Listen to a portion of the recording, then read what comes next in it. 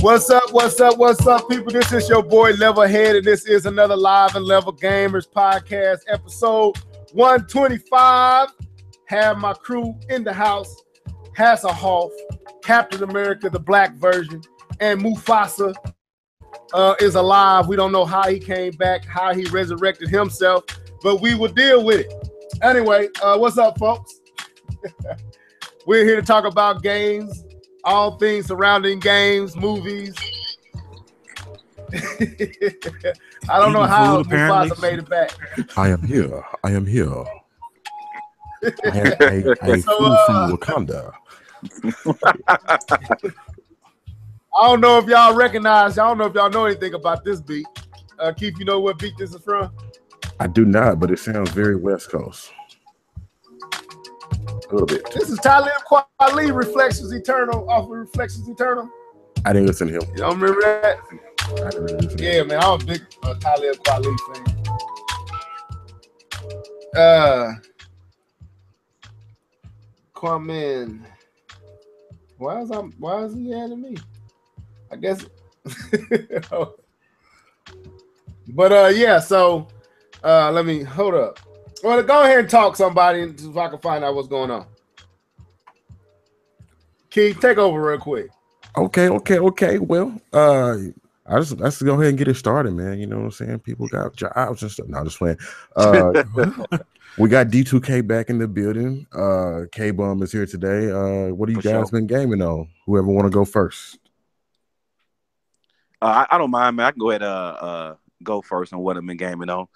So for me, I'm actually gaming on it right now until we get good into the podcast. But I got to concentrate. But even right now, I'm gaming on some of this 2K. Not 2K, I mean Madden. My bad. Okay. Y'all go ahead and talk. I'm talking to Kwame right now. I'm trying to figure out what's going on. Well, I was talking. You interrupted me, brother. Anyway, gaming on this Madden, playing Mud Squads. Again, if you're not really into Madden, I think you would actually like Mud Squad. It's legit, man. It's 3-on-3, so it's 3 humans versus 3 humans controlling offense, defense, special teams, and it's fun. I played this mode more than I probably played this Madden more than the last previous Maddens. So is it kind of like NFL Street then? No. The setup? It's still 11 on 11. Okay. It's just there's 3 actual humans controlling people. Oh, okay. Yeah, but it's still 11 versus 11. So that's all righty. I'm back. My bad, folks. I was talking to Cornman Chu. He finna join the podcast. I just gotta send it another way because mine's acting up. So, but anyway, welcome to the podcast. This is the Live and Level Gamers podcast. Sorry for the silence. Hey man, anybody keep interrupting me, man. I don't care if this your podcast or not. In the building. I'm gonna add Cornman Chu. Give me a second. Can y'all hear me? Nah, I said why you keep interrupting me, man. I was talking about what I've been gaming on. You're gonna slide into the podcast because it's a Live and Level podcast, not a K-Bomb podcast, and interrupt me.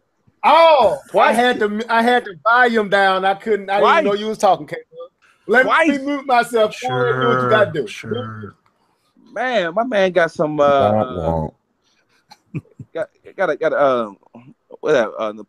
Napoleon syndrome. This little man come over taking over everything, man. Let me have my moment. Let me shine. Let me be great.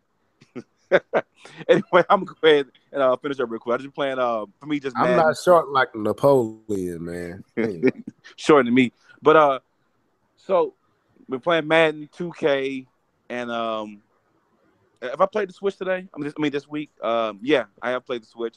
I popped Zelda in after like a 2-week hiatus because I've been playing Splatoon, and I popped it in and I looked at the map and I'm like, I don't know what I'm supposed to be doing. And so I played it for like 10 minutes and I turned it off.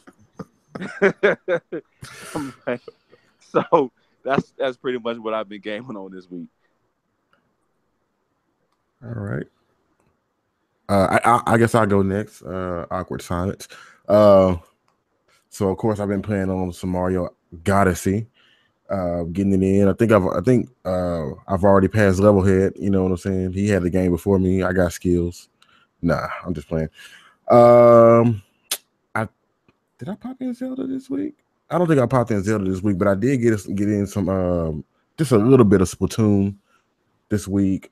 I don't know if anybody knows, but on PC right now, if you got Uplay, Watch Dogs is free. Well, it was free. It may still be free.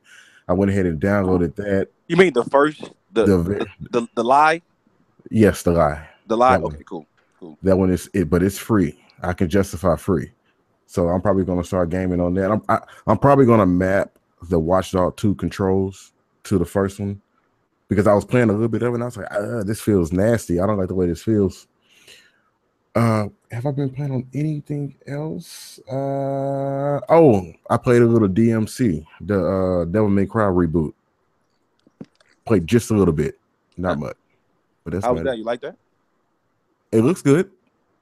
That doesn't answer the question. It looks good. Hadn't made it nowhere, but it looks good. Is everybody here? Yeah, we're here. I'm here.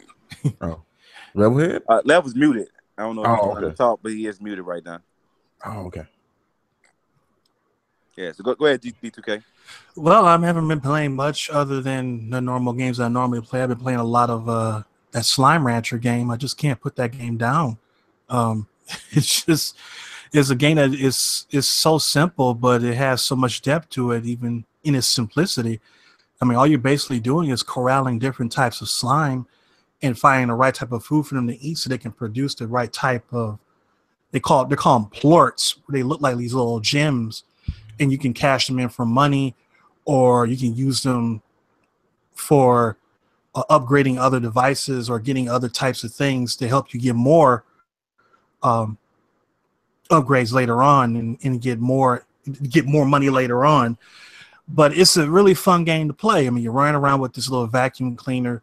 You sucking up things into the vacuum cleaner. You can use it as a jetpack. It's a lot like it's some similarities to Mario Sunshine, but you know, it's a very large world. There's a lot of different areas to go to that you can go to. You can physically go there if you can find a way to maneuver around rocky terrain. You can kind of get to other places in an unorthodox way. And that's the way I like games. I like games that feel more sandbox, where you can get from place to place on your own instead of going the linear way, because it feels like you're doing something you're not supposed to be doing, and they allow you to do it. So I always like games like that. And, you know, it's a fun game to play. It was free when I got it. So if anybody has a chance to, if it's been on Steam for over a year, it's a game that's gotten very high marks and very high ratings across the board. So if you can get a hold of it, check it out. Okay, what's the name of this again? Slime Rancher. Slime Rancher. Okay. All right, I guess it's on me. Oh wow. So Quan, man, what you been gaming on, man? I've been gaming on a game called Stardew Valley. I've been going nuts. It's like how can I put this? You ever heard of the game Rune Factory Frontier? Yeah, I have. It's kind of like Harvest Moon meets Zelda. Okay, I know Harvest Moon. I didn't even know the other one. Yeah, I it's know Harvest basically Moon. yeah, you could go under like when you sit up here and take care of your farm and everything, you can go out and go into caverns, etc. and whatnot, and dig underground and fight monsters while you try to get like different ore to upgrade your materials, you know, and everything of the like. It's pretty interesting Yeah. game, you know. It's like what, $15 on the eShop, so yeah. They're gonna put a Okay. multiplayer patch on it for there soon. The guy that's working on it, it's a single man who's working on it. It's called Confused Ape or something of that like, and he's working on a full 4-player multiplayer. Okay. That's what's up. Anything else? Any other games? Well, Zelda naturally. I'm still trying to find all the damn Yeah. Korok seeds. Now I see you on Zelda. Every time I go in and look through my friends list on the Switch, I see you mostly play Zelda. That's the main thing I see under your name most of the time. So yeah, you still on that hard. Oh my God. What's that, K-Bon? Was that Say again? K-Bon? I thought K-Bomb had said something. No, that wasn't me. Okay. That wasn't me. Okay. I just want to me, before we get started, I just want to say that a lot of these indie companies are really getting it in with some of these titles, and I think that this, this could be a topic for another show. But some of these indie titles are just really stellar as of late. And regardless of what platform you're playing it on, it's just a lot of good indie titles out there. And I would, just go through your libraries and check them out. Go to Steam, check out what they got up there. It's a lot of good stuff out there. I agree, man. It seems like indie has discovered the creativity that the major third-party developers forgot. Like, they're picking up all the creativity, witty ways, kind of some of the old formulas of making games, bringing that back, whereas the big parties kind of, stepped away from some of this. Commercial. They're just commercial. It's kind of like Taco Bell, what it is? but good. You know what it is? It's like, do you remember those old 90s commercials where they tried to get really hip and make like these cheesy rap songs inside the commercials in order to attract people because they thought that that's what was in? Right. That's what these corporate execs remind me of. The suits, they remind me of that. That's why, like I said, they're really out of touch, And here's another thing. They don't understand, like what you guys said, all that is old is new again. Yep. There's a lot of these retro games. A lot of these retro games like Shovel Knight. Let me see. Gunvolt. Clive. I think that Clive Western game. What's that game Keith you was playing? The Dig, something Dig. SteamWorld Dig. SteamWorld Dig. Yeah, that's another one. But as far as me, man, before you go on level, one thing I want to say about the why indies seem to be more on the creative side. One thing you have to understand is that game development is expensive. I've watched documentaries on these, and a lot of these companies. The reason why about during the PS3 lifespan, Xbox One, Xbox 360, you saw a lot of games that had numbers behind it. Killzone 3, Halo 4, blah blah blah. It's because releasing a sequel was a much better investment than trying a brand new IP. Remember, we went a long time without getting a good new IP. But with the way that indies work and the way they're able to handle their budget and their money, they can go out there and bring us new creative content instead of having, the publishers like EA and stuff like that having to worry about losing millions of dollars by trying to do a new IP instead of just doing something that's safe. Okay. I gotta say one thing about that, if you don't mind me saying so. Now go ahead. Nintendo says hi with Splatoon.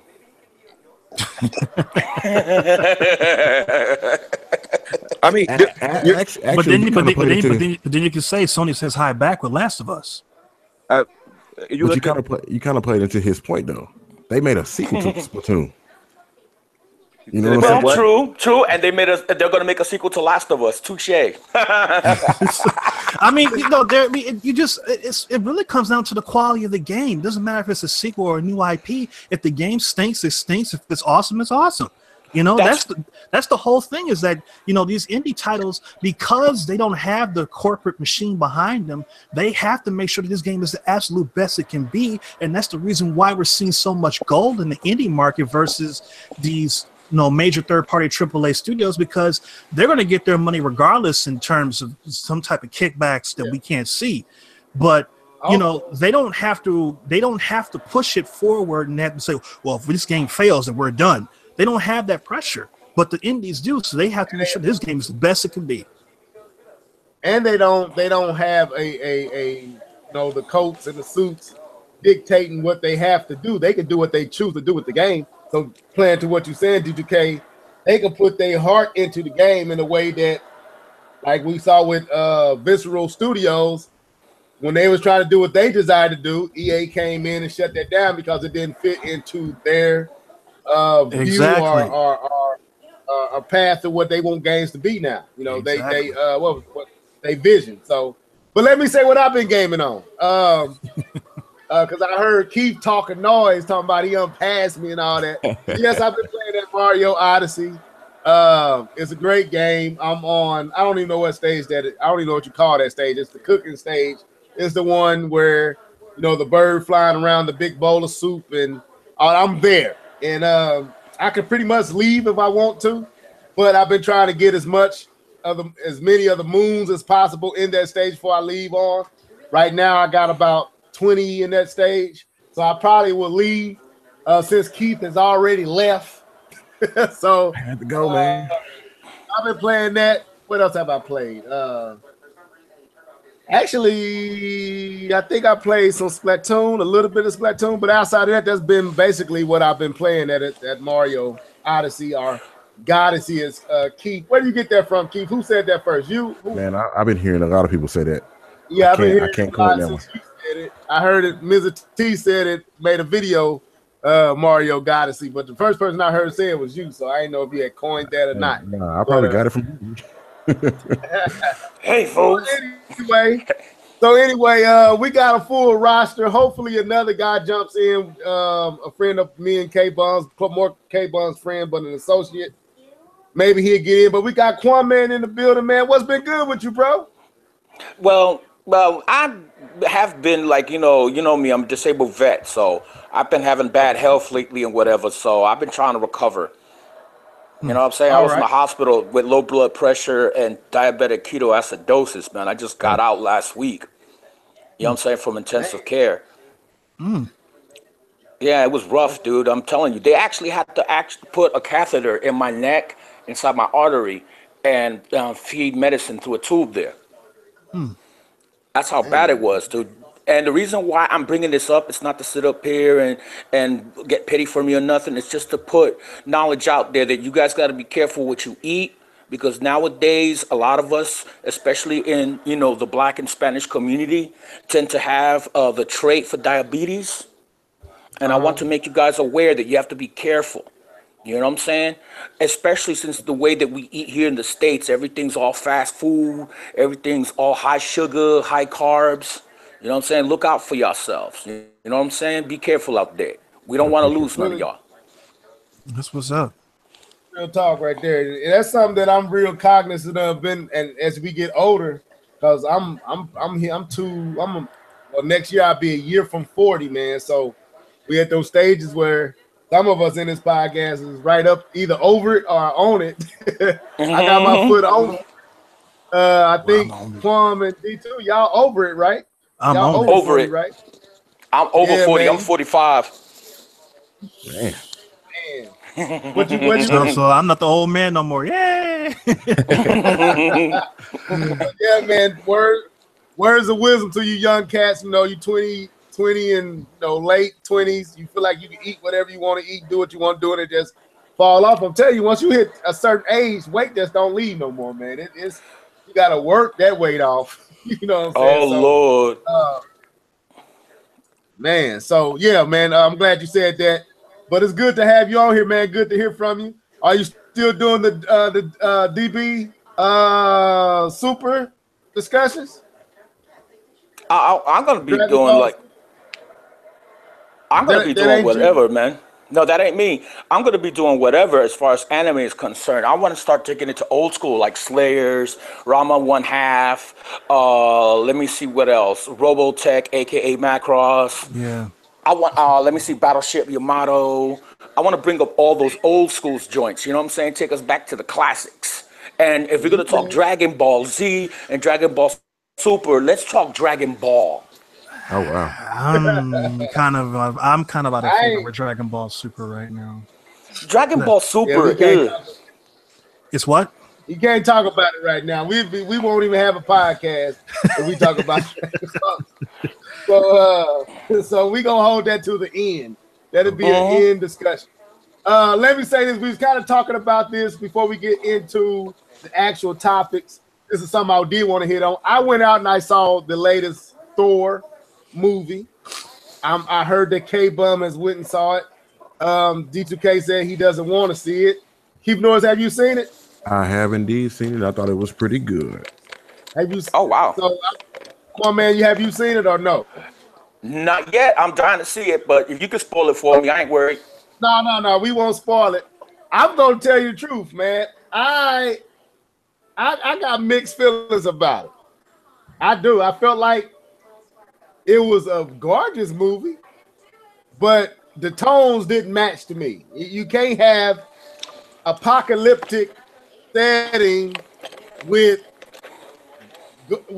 comedy beyond Galaxy Guardians of the Galaxy. Like it was, I don't know. I couldn't. I don't know. I was. It was. I was. It was two different movies to me.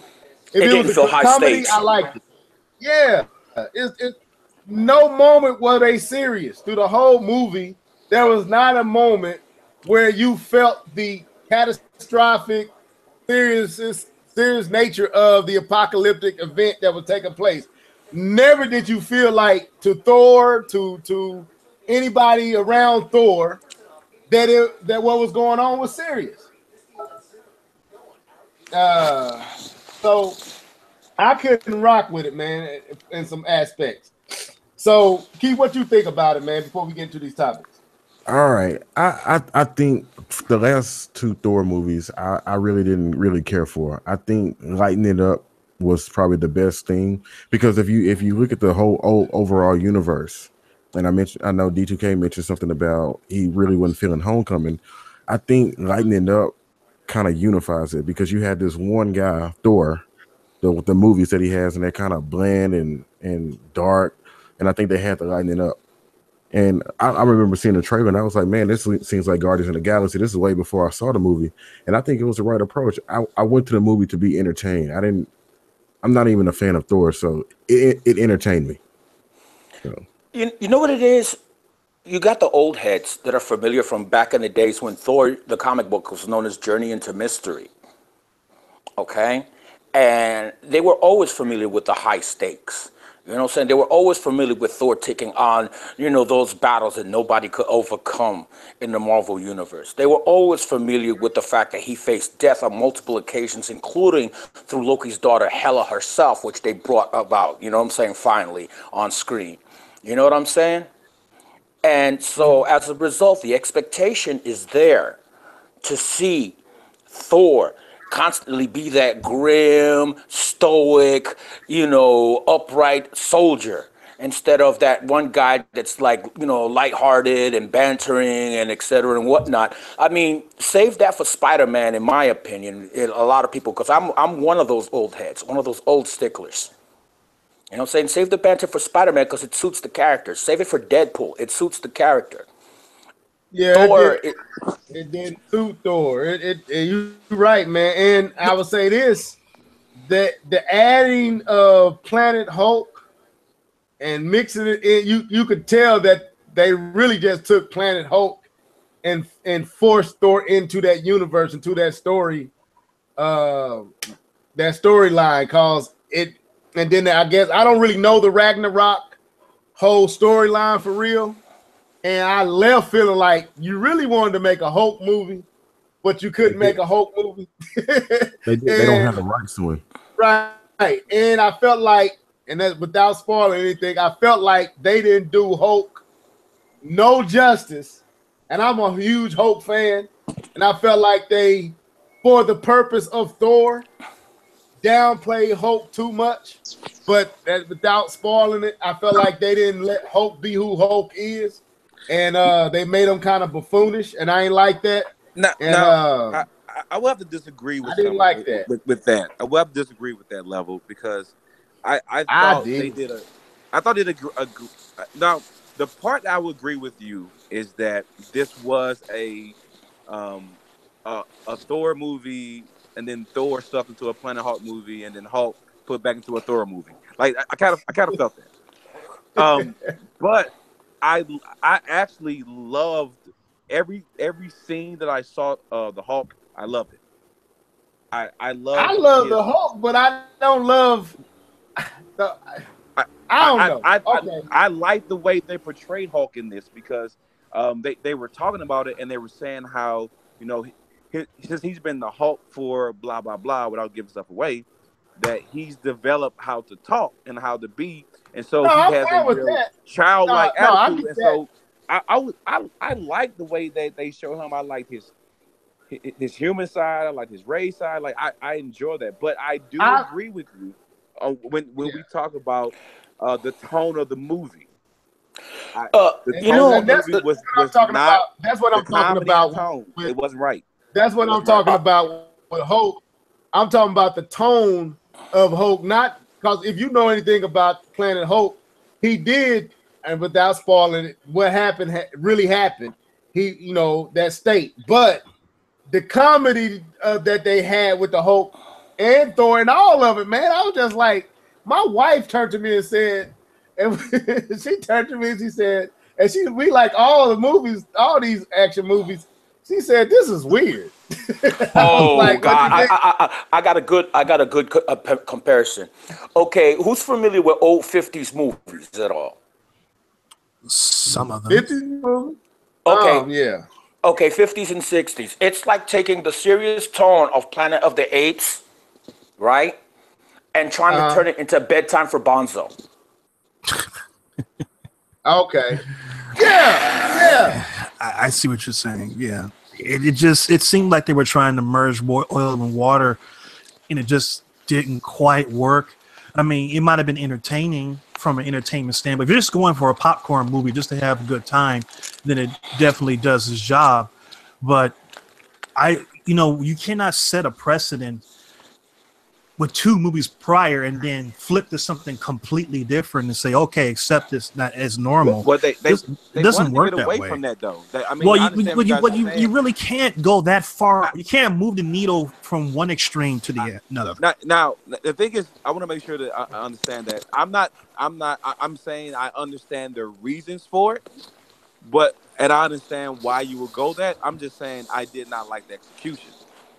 Exactly. Right. My thing is, I think they could have done that, and I think they could have done this movie a little bit better, and just in part being able to take itself more seriously. There's nothing wrong. There's nothing wrong with moving the needle up a little bit further, but you can't go from super serious and very dire and dark to happy lollipops and gumdrops and candy cane lane. Let's do this. I want to do this. Hold up, Keith. Before you jump in, I want to say I'm gonna give you the floor to say this. Then we're gonna have to end this topic because I don't want to spend too much on this and we don't get to our actual topics. Because that's how Go ahead, Keith. Though, what was you? Yeah, I just want to say you got to consider the universe. You can't follow like Thor 1, Thor 2. There's a lot of movies and events that's happened between that time before we see the Thor 3. It's kind of like looking at Spider-Man. They didn't start over with a Spider-Man story. They introduced him in the Civil War. The Civil War. They introduced him there, right? And they just kept moving forward. So it's not like they're going back. So whatever happens between that time in the movies and the tones that they've set, they're moving forward. They're not going back and saying, well, this is what Thor was. No, stuff has happened.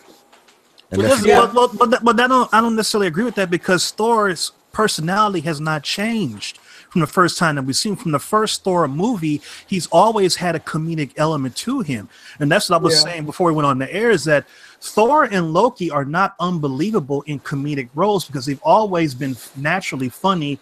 And the two actors that play those roles, Chris Hemsworth and I forget the actor's name plays. We're gonna have to start a podcast. We're going to have to start a movie-based podcast. They're both very good actors, and they both have very well-timed comedy, especially in adventures. So them being funny is not the issue because they've already done that before. It's what's happening.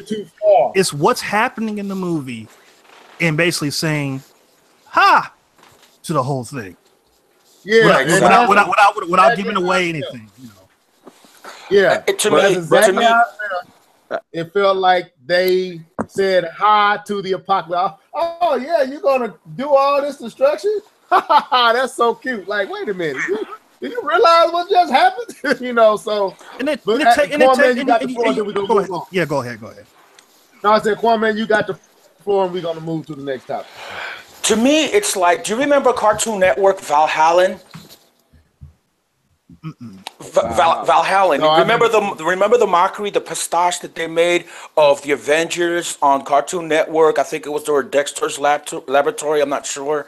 It was one of those Cartoon Network shows where they had an amalgam of Thor, but he was comedic, and rock and rollish and whatever. I think that's what they were trying to go for, to appeal to the younger kids, but they don't realize that there's an established canon of the comic books, both in the Ultimate Universe, which is what the Marvel Cinematic Universe is loosely based on, and the 616 Marvel Universe, which is the canon Marvel Universe that we recognize and know as of today and as of way back when.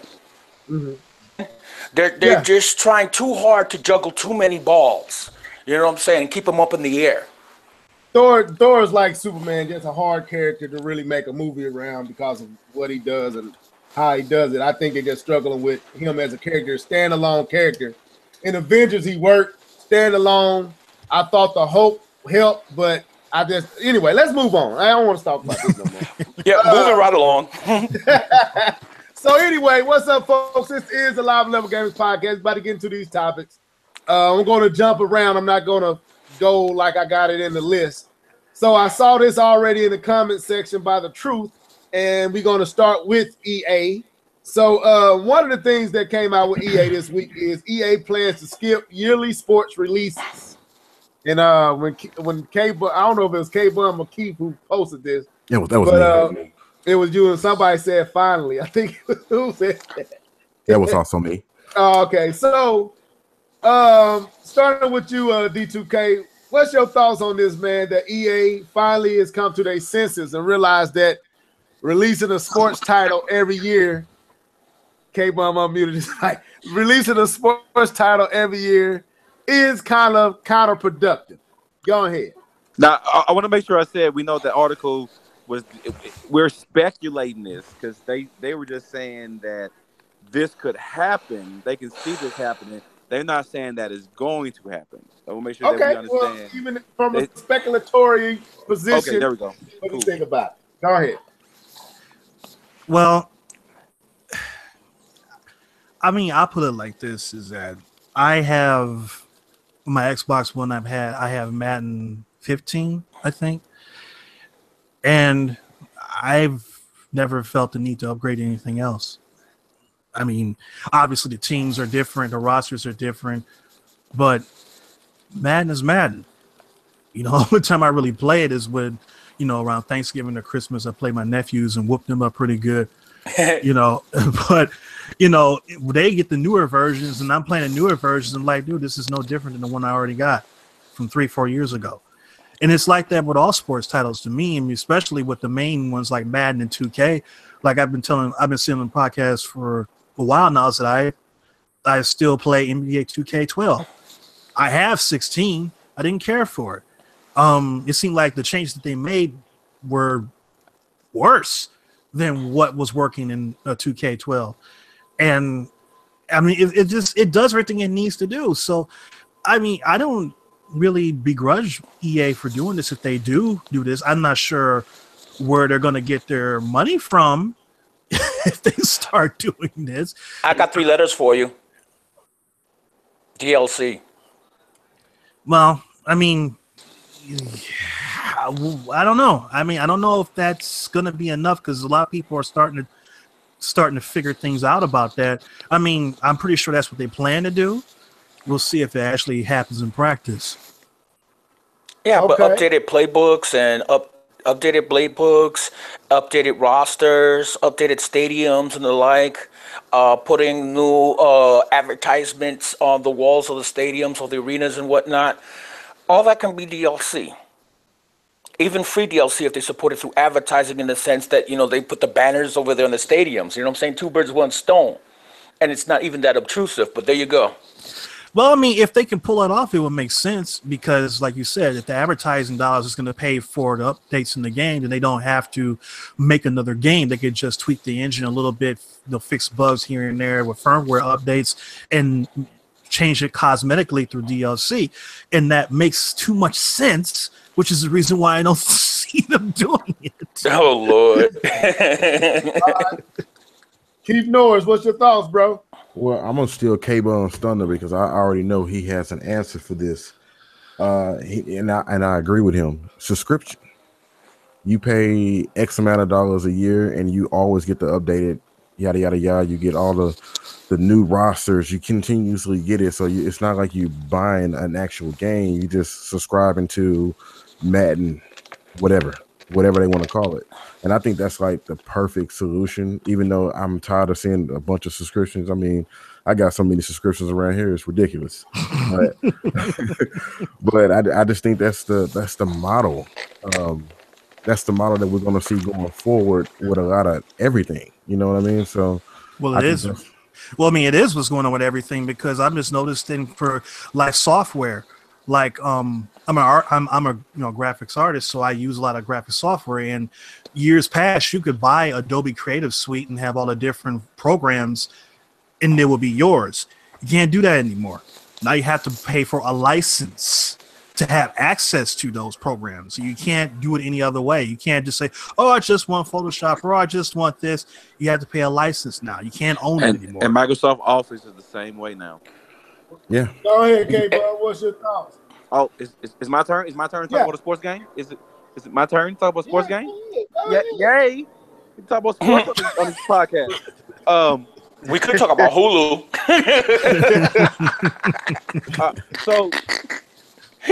So I know people are kind of happy about this. This scares me more than anything. And I kind of said this in our Google Hangout. This scares me more than anything because yes, we go to a continuous, because what they were saying, if you read the article, they were saying a 365 day service.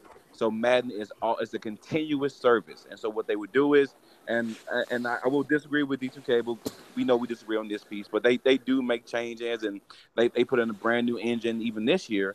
And what they would do is they would continue to put stuff like that in more of a continuous cycle. The same thing you get with World of Warcraft, how they continue to update and put new stuff in. But the thing that scares me more than anything, even for you, D2K, you bought Madden. Maybe you bought Madden 15 on a discount, you know, and you paid that $60 once, and you're still playing that game. Actually, right? I didn't pay for it at all. Yeah, you didn't pay for it all, right? You got free. But with this continuous, with it being a subscription, if you want to keep playing Madden, you're going to have to keep paying them money, or you'll be locked out. Yes, this is going to be worse for those. Well, this speculate. I speculate this may be worse for those who only buy Madden every other year or every 2 years, because you won't be able to continue to play that Madden 15 because there's no such thing. There's just Madden. And so if you want to play this, you will have to continue to pay the money. And also what you were saying, Juan, what you were saying is that what scares me more than anything is me having to pay for roster update. If that's the problem, I'm not playing this game. I mean, that's terrible. And if they want to charge you for updates, if they want to charge you for brand new stadium, they want to charge you for new modes, I think that you're going to spend more money this way than what you would have done if you would have just purchased. But you're already doing that. You're already doing that with Star Wars. You paid for that game twice, and it still wasn't as good as Battlefront 2, the original one. But I didn't pay. I paid it once and played it. I didn't buy the DLC. K-Bomb hitting on a truth, and that's why. Because I don't. Let me say it like I don't trust EA. It depends on the price. I don't trust EA, right? I don't trust. Nobody does. Have you got a chance to share your thoughts, Kwame? Well, like I was saying before, though, I mean, they could take the approach of supporting the expansions and the DLC and et cetera and whatnot and make them free through using the banner advertisements that you find inside the actual stadiums. This is EA we talking about, man. They are going to make their money. They are not going to give you all this stuff for free, man. No, listen. They're not giving it us for free. They're making us pay through the advertising. No. I know exactly what you're saying. Because 2K does the same thing. If you look at the way they're doing things, that's where I'm finna go. Advertisement through the game, but they are still charging you nickel and dime. So you basically saying that they're gonna try to pile on. They're gonna try to have that cake and eat it too. Yes. Yeah. Let me. I'm finna say what K-Bomb hitting it right on there because I was desperate to use what he just said. I don't trust EA. EA ain't trustworthy. I wouldn't throw them, as far as I can throw them. I wouldn't trust them at all. And I look at what's going on with Take-Two Interactive, with the fact that microtransactions now account for nearly half of Take-Two's revenue. EA is about them loot crates, them loot boxes, them microtransactions. If anything, this is a trick, I think, deceptive measure where they act as if they're doing something good, but on the end, you really getting hit probably 3 or 4 times over what you would have had it just released a new game. They want some of that love. They want some of that love that Rockstar and right. Take-Two is getting. Yes. I mean, they get it with Mad. I mean, with Mutt, but they don't get it as much as. I don't think they get it as nearly as GTA did. Yeah. So if I gotta buy, I gotta pay for the updated roster. I gotta pay for all the cosmetics. I gotta pay for all this and all that. On the end, yes, they don't have to make a new game, so they saving money. Plus all the new stuff that I need to make the game updated. If I gotta pay for all that, they making way more money off of me than just making a new game. But consider the audience. Yeah, so looking at what's going on with microtransactions, looking at how playing 2K18 and seeing how microtransactions literally changed how that game flows, and then them saying based on microtransactions that it accounts for half of their revenue. EA is looking at that. EA seeing their own finances increase through microtransaction. They like, man, we can dupe them and say, hey, we gonna stop yearly releases. You just keep that Madden. We just gonna keep updating it, but you got to pay for all our updates. That's some more money on. At the end, EA gonna make more money. And you don't trust them to do the right thing by basically just, using advertising dollars to eat that cost. Like you know how they build these new stadiums and things, and a company they'll pay for the naming rights to the stadium, and that money will go towards the cost of building the stadium. They could do it like that with advertisements, and they can still get what they're looking for. But you feel like they're going to say, well, we can find a way to get that money and some more money under the table too. And also when they build those stadiums, they get money from citizens. That's them taxes. Yeah, they do both. Yeah, they do both. And this is the company that started Project $10. Like go ahead. I'm sorry. No, they're saying the 49ers got their new stadium like that. Basically, they tax the citizens there, and they got that stadium built off of taxes. That's why they moved from St. Louis, because St. Louis wouldn't do it. So they had to leave. So, but go ahead, K-Bon. What was you saying? No, I was just saying this is the same company that started Project $10. That the whole initiative to get $10 out of gamers, and that was used to combat GameStop and their used game market. And what they did was, if you remember, back in the PS3 days, they started to charge you to pay to play online. If you bought the game brand new, there was a code, and you can use that code and you can play online with no problem. But if you bought it used, you would have to buy that code from EA in order to play that game online. It was called Project $10. Trust me, this company will milk you for they will take that advertisement dollars and they will take your money. They gonna get paid. Oh Lord! Sticking with the EA topic. The last time we talked about EA, they were closing a studio, Visceral Studios. Now they just acquired Respawn, the makers of Titanfall, and what else does Respawn make? Titanfall. Well, EA has basically brought them in-house. They're now an in-house studio under EA. They're no longer working with EA. They're owned by EA now.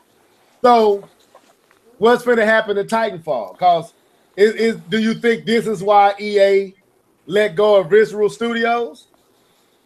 Because it seems like this will have something to do with it if they let go of Visceral Studios and then they buy out I don't think one thing has anything to do with Okay. the other. I think that they just, because we just got through saying that this company wants to eat everything. So I think they just want we explained why they did the Visceral Studios thing.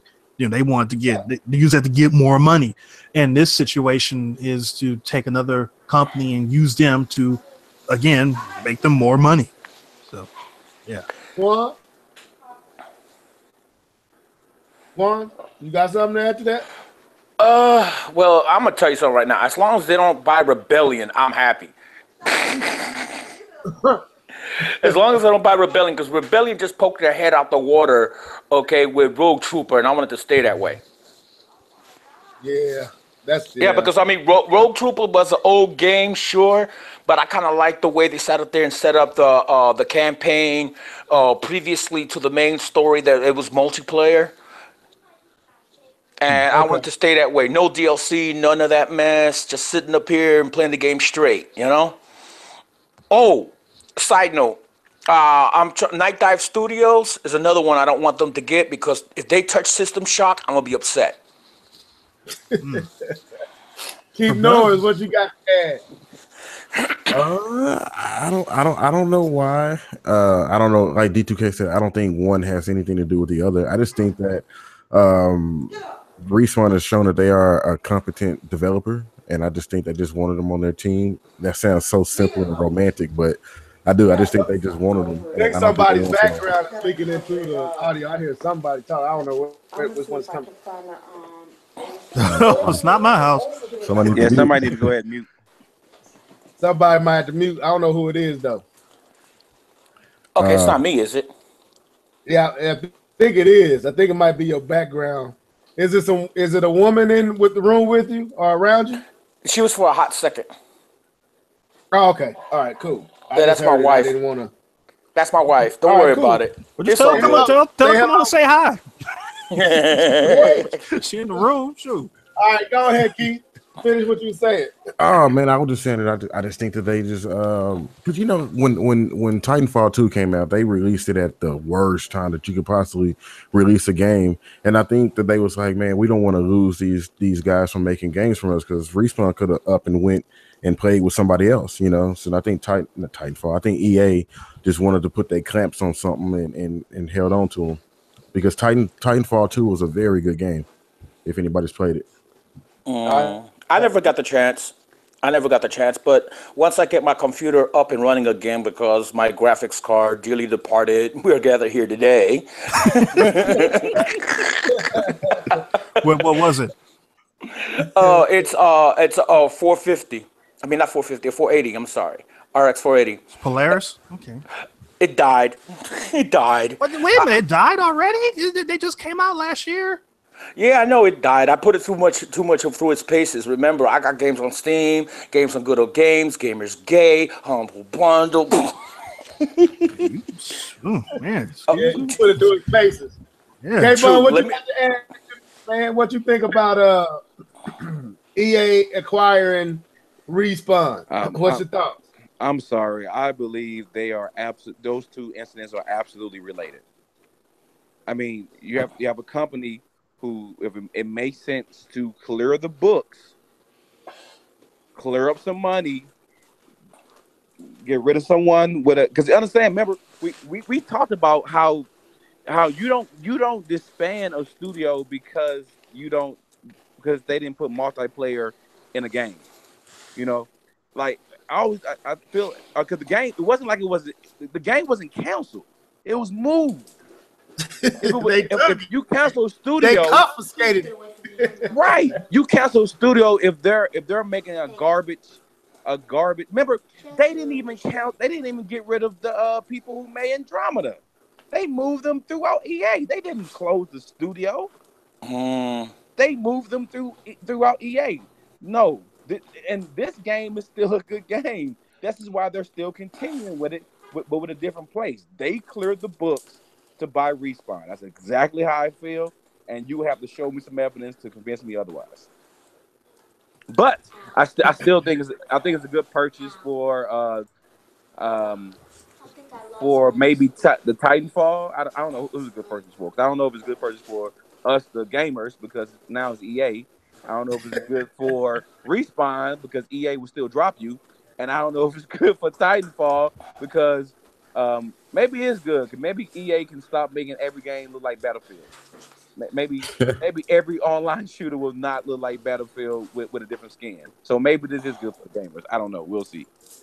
Shots fired. You got to respond. I didn't know if you was going to say something before I say something, but No. I agree with K-Bum. I think he bring up a very good point. This sounds like I'm clearing it because, like he said, and we said it, letting go of Visual Studios made no sense. Only thing we can see is they had a different disagreement on making a single player game versus a game with multiplayer and all the stuff that EA's new vision is. And I guess their vision at Visual Studios didn't work in, but it could not have been that at all. It could have been exactly what K-Bum said. We letting you go because we want them. And y'all ain't bringing in the revenue that we looking for. We're going to take this game. Thank you for all the work that you have done. We will move some of you to other studios. The rest of you, sayonara. And then a few weeks later, you buy Respawn. That to me, that gotta correlate. That gotta be some link to both transactions. I can't see one being totally separate from the other. It's just too close. You let it go in studio, and then you turn around and buy another studio. To me, they interact with each other. I think. Well, they didn't really let go of the studio. They just spread it out to different places. They still have the people. They just said that studio is not anymore. It's kind of like how when Microsoft absorbed Ensemble Studios, the original studio that made Halo Wars, into Microsoft. There's no more Ensemble Studios, but the people that were working there. No, a lot of them were fired, man. Yeah, they fired most of them. No, they fired them. Are you sure? Because I remember them saying they bought the studio, and some people actually went to work for Microsoft. No. I'm talking about EA. EA fired. Okay. They were fired. Now, the other people who made Andromeda, they were recycled throughout the company. These people were fired. I think they kept a few of them. Yeah, they kept a few of them, but the majority of them were fired. Let go. Yeah, so I agree with K-Bum. I think he's got both these moves actually, to me, have commonality with each other. Meaning, I think that's the chain reaction of Visual Studios getting canned was because EA was going to purchase Respawn. That's what I think. So anyway, let's move on. What else do I got up here? I'm trying to get all this microtransaction stuff out the way before we get to some Switch conversation.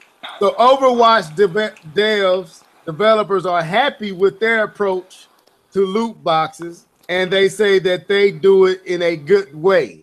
I don't know who put this article up. I think it was K-Bum. Yeah, that was me. So explain what was going on here with Overwatch and the way that they approach microtransactions. They consider it a good way, not a easy way. Now, did we have the conversation? Did we have it on the topic to talk about microtransaction and gambling? Is that on there?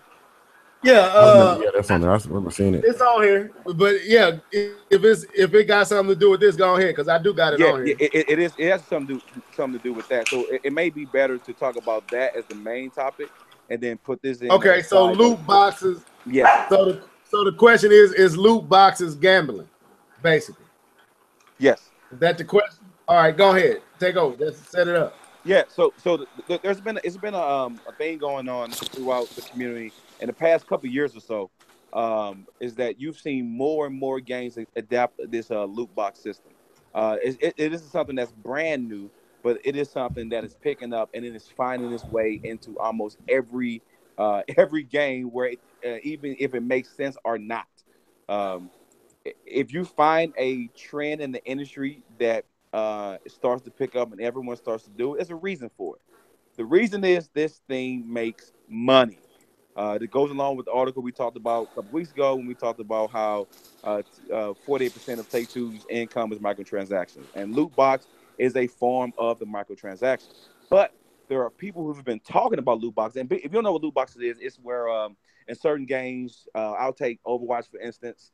I'll take two games. So Overwatch for instance, and there's another game like a battlefield game, where in Overwatch you get what you get out of Overwatch is cosmetics. So if you want skins for your character, you play so many games, you get so many points, you turn those points in to get a loot box, you open a loot box, and you get so many items. And so it's so and so on. It's not any performance enhancements you get. It's only skins. You have a game like Battlefield where to a point it can become pay to win, where you can buy these loot boxes, and some of these loot boxes have better guns, it changes how the weapons work. And so if you don't get that loot box with that better gun, actually Call of Duty does that. Call of Duty is probably better because they have better guns in those loot boxes. And so you can actually pull a gun, which is the same gun you have, just with tweaks in it, and it shoot better than the stock gun that everyone has. And so it becomes kind of a pay to win type of thing where you got to pay money to get keep opening up the loot boxes to get the good stuff, so you can make sure you have the best gun available instead of just playing the game and unlocking it through the unlock system. You're getting it through this loot box system. And so what people are saying is this actually gambling? Because it has a lot of the same symptoms where you have the addiction, you have mostly you're talking about the addiction that gambling tends to. No, not just the addiction. The fact that you're putting money for this blind, you're pulling a slot machine. Is what you're doing. You're putting money. You don't know what's in the loot box because you don't even know what's in the loot box. You know what's in the loot box, but you don't know what you're going to get. That's what I mean. You don't know what's in. Yeah, you don't know what items are in it. Yes, in that loot. Yes. Okay. Yeah. Right. And that is gambling. And so it's like it's putting a slot machine. Let me get that 666 or the 55 so I can get that item that legendary item. 666. That was so strange that he said that. Where are you? Okay. Let me go upstairs and get the. Hold on. 777. My bad. Hold on. He done called the devil up, so let's go along those lines. Watch this. Playing devil's advocate here. Is eating Cracker Jacks gambling? You're not buying the Cracker Jacks for the toy. But you're getting the toy. But you don't know what you're getting. You don't know what you're getting. But you're not. But it's still you still getting a toy though. You don't know what type of toy, but it's going to toy versus eating Crunch and Munch where you don't get no toy at all. Are we stretching here? I know. I'm just being funny. Don't mind me. Stretch Armstrongs in this room. Go ahead. Let me go. Your point. That was funny though. That was good. That was good. Good job, man. Good job. But the thing is, like I said, that you don't know what's in the loot box, and what people do. I know people who have spent hundreds of dollars, if not thousands of dollars, because they had to get this particular type of skin for their character. Not because it makes their character play better, just because they wanted to run around and have this limited edition skin that only came out during this particular limited release. No, the reason why they did that is because they have mental problems and they need to seek help. That's the reason why they did it. I mean, the same with gambling. The reason why people spend hundreds and hundreds of dollars on gambling. And so the thing is are loot boxes evil and is it gambling? And so that's the story I want to set up and put out there, and then we can discuss about that. Loot boxes touch me in my naughty bits.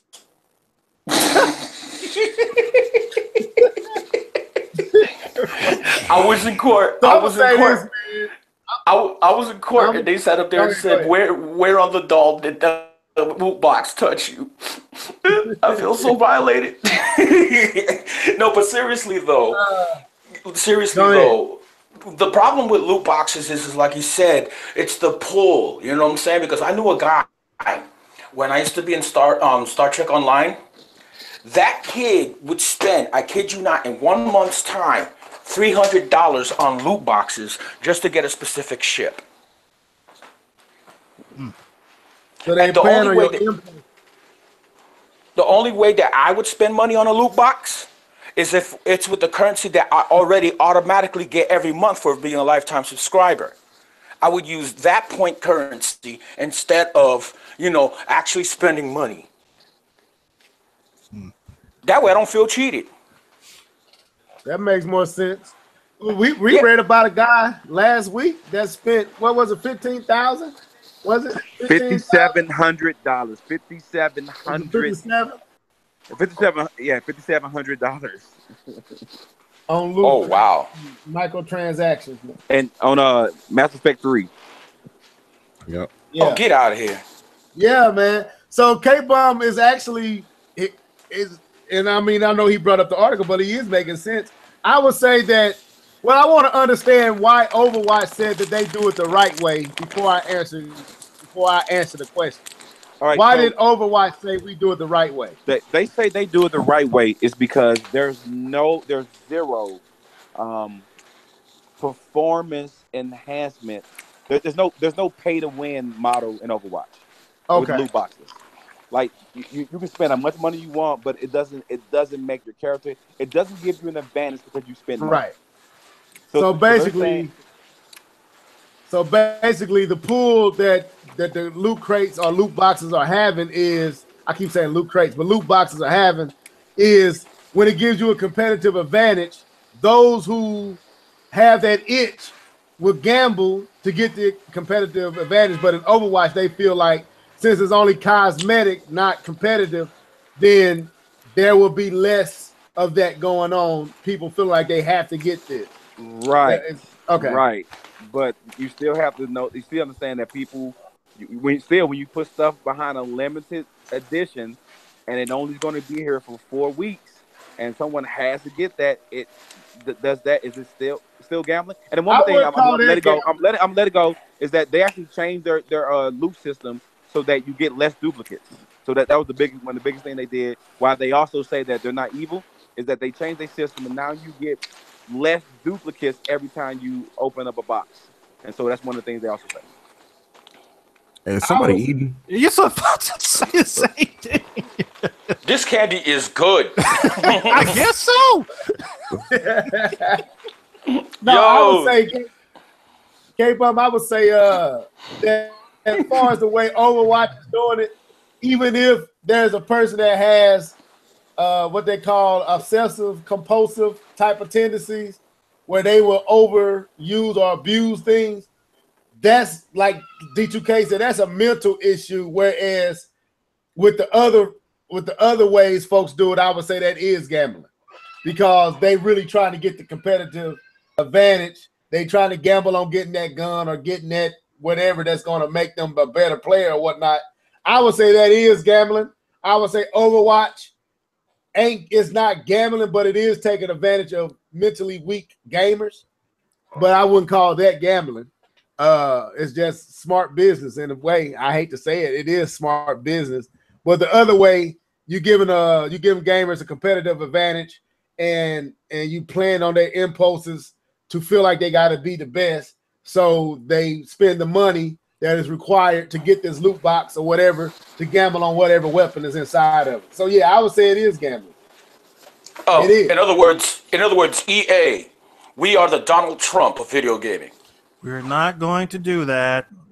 We're not. I just did it. We're not doing. No. I'm just throwing one little jab. Nope. None of that. Video games. Go ahead. What's your thought? See, just now I forgot what I was going to talk about because that one little thing, that's the reason why we don't do it. Trolling.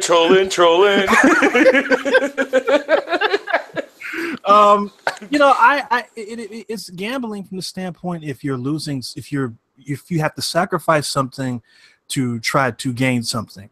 That's the in a sense that's what gambling is. You're throwing your money into something, and you're hoping you're getting more back than what you put into it. If as long as you're these loot boxes, whatever, is just cosmetic and it's not something that's just gonna give you an unfair advantage over everybody else, then I don't have a problem with it. It's when somebody can pay more money, and then that gives them an unfair advantage over me, and I have to spend the same amount of money just to get back on a level playing field.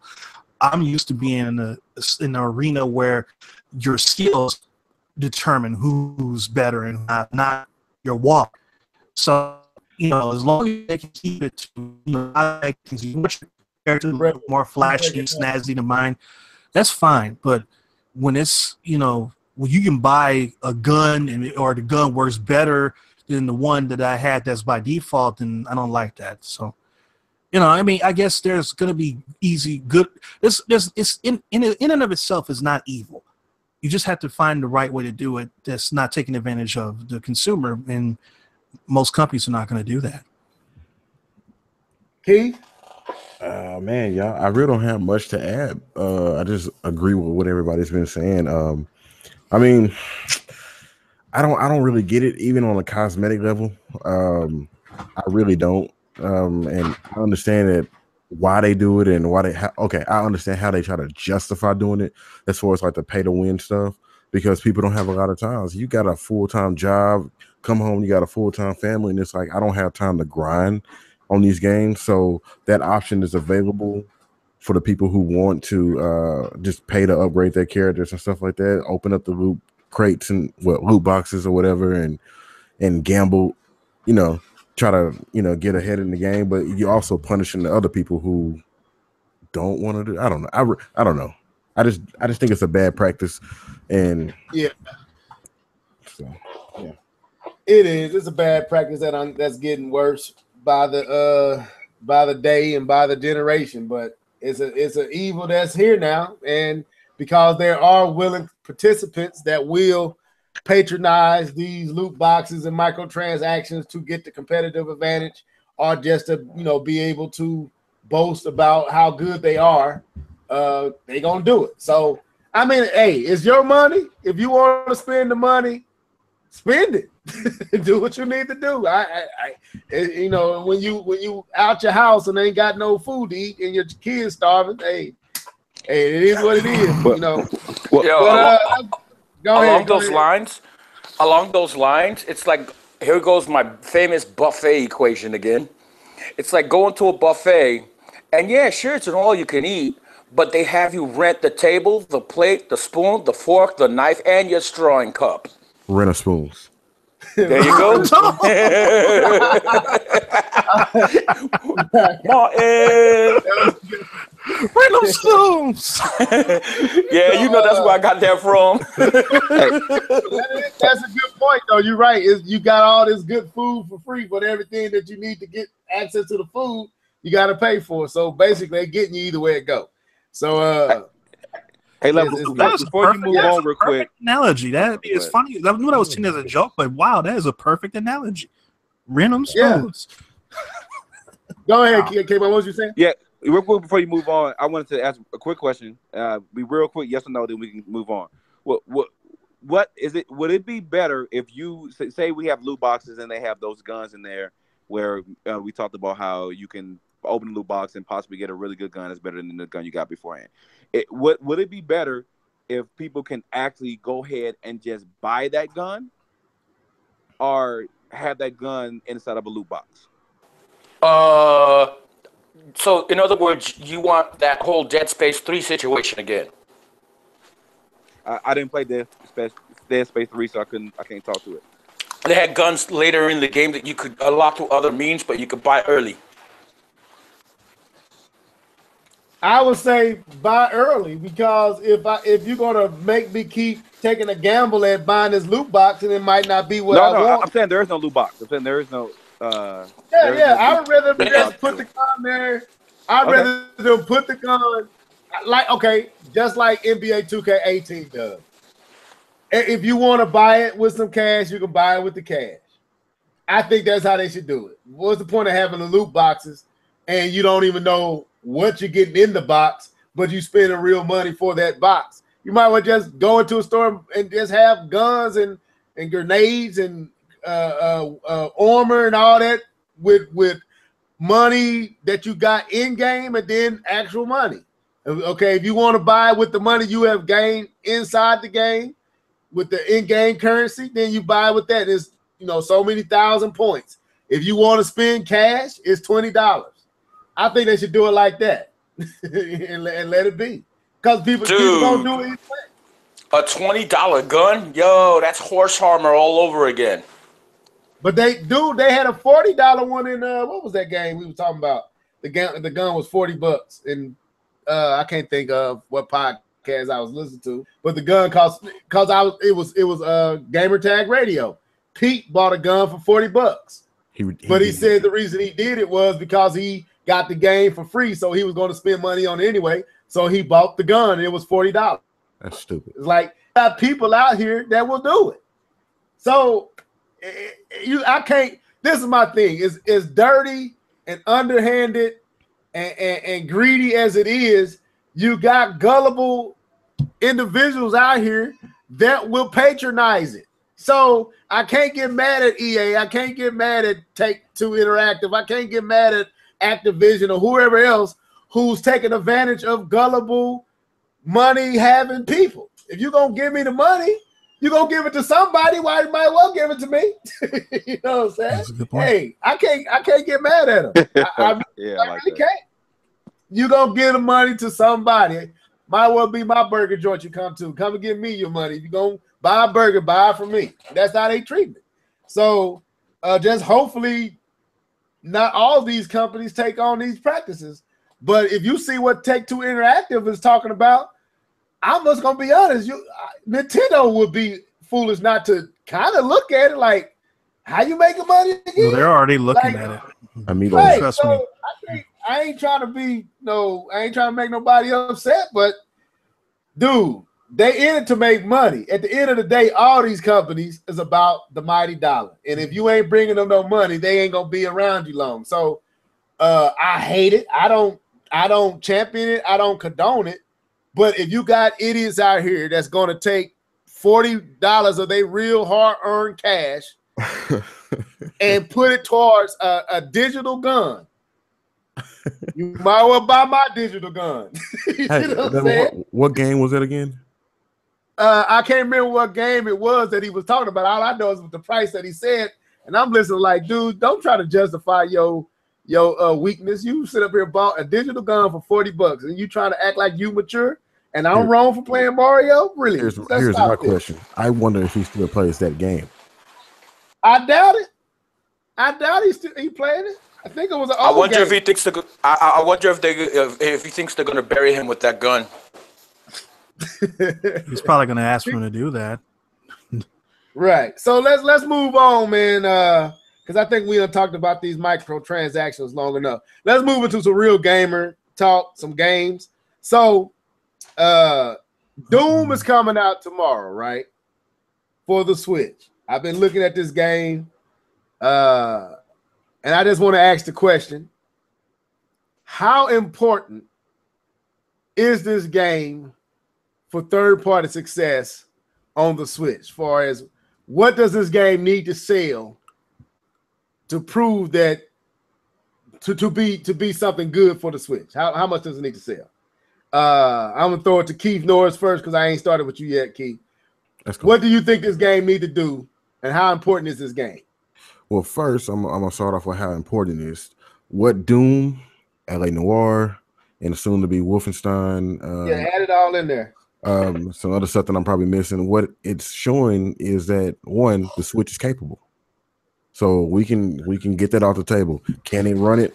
Get it off the table. Add Skyrim to that. Oh yeah, Skyrim. Yeah. Can it run? Well, I think the Wii U could have ran Skyrim, but anyways. Wii U can run all of them actually, but continue. Thank you, sir. But yeah, people, that first question was, can the Switch run it? Yada yada yada. So that's off the table. We know it. That's good. What does it need to do? Like as far as like sales, that I don't know, because personally, I'm still at a cross. Like I just got through looking at it on PC. I can get it for $10, or I can buy it $60 and get it on the Switch just to support the movement of getting more third-party games on the Switch, but it's still my money. You know what I mean? It's like, do I really want to do that? Yeah. So, man, get the $10. That's what I'm You thinking. got to permit. Get the $10, bro. We got That's if you enough don't other people out already here have it. Or Yeah. exactly. So it's like I don't know what it has to sell, but I think it will have to crack 1 million. You know, people look at that $1 million mark as just like it's the finish line, even though we know it's not, depending on how much it actually costs to develop the game. But I think it would at least have to crack 1 million to show that there's some type of interest of these types of games. Or it just have to show some type, you know, it has to sell enough to show that there's enough fans on the Switch to want to play these games. So I don't think there's a magical number. I don't think there's a profit for return, because I think Nintendo's actually publishing it, right? So I just think it has to show that people are interested and that their hard work actually went somewhere. I don't think Nintendo is publishing it, but I don't think Bethesda directly made it. They had it kind of outsourced to another group, and they made it. But I think it's being brought to the system by Bethesda. I don't think Nintendo. I think Nintendo paid for Skyrim. I don't think they paid for this. I'm not for sure. I might be wrong on that though. Correct me in the comments. That changes the whole that changes the whole dynamic of this whole question, whether or not Nintendo is publishing these games. Yeah. Well, I know Nintendo directly is publishing Skyrim. I'm not for sure on this one, but if because that's why I ain't even asked about Skyrim, because Nintendo already fronted the money for it. I'm assuming that Doom is Bethesda bringing it over. They just didn't do it. They outsourced it to another company to port it over. But I thought it was Bethesda's doing, not Nintendo. So, but if I'm wrong on that, somebody correct me. But going what you said, Keith, I think. Well, I don't want to go first. I go last. P2K, what you think it needs to do, and how important is it? Well, it depends, like I said, because whether or not Nintendo is publishing these games changes the whole dynamic of what it needs to do. If Nintendo is publishing, assume that it is not publishing. Assume that they are not publishing. If Nintendo is not publishing this, then it needs to do.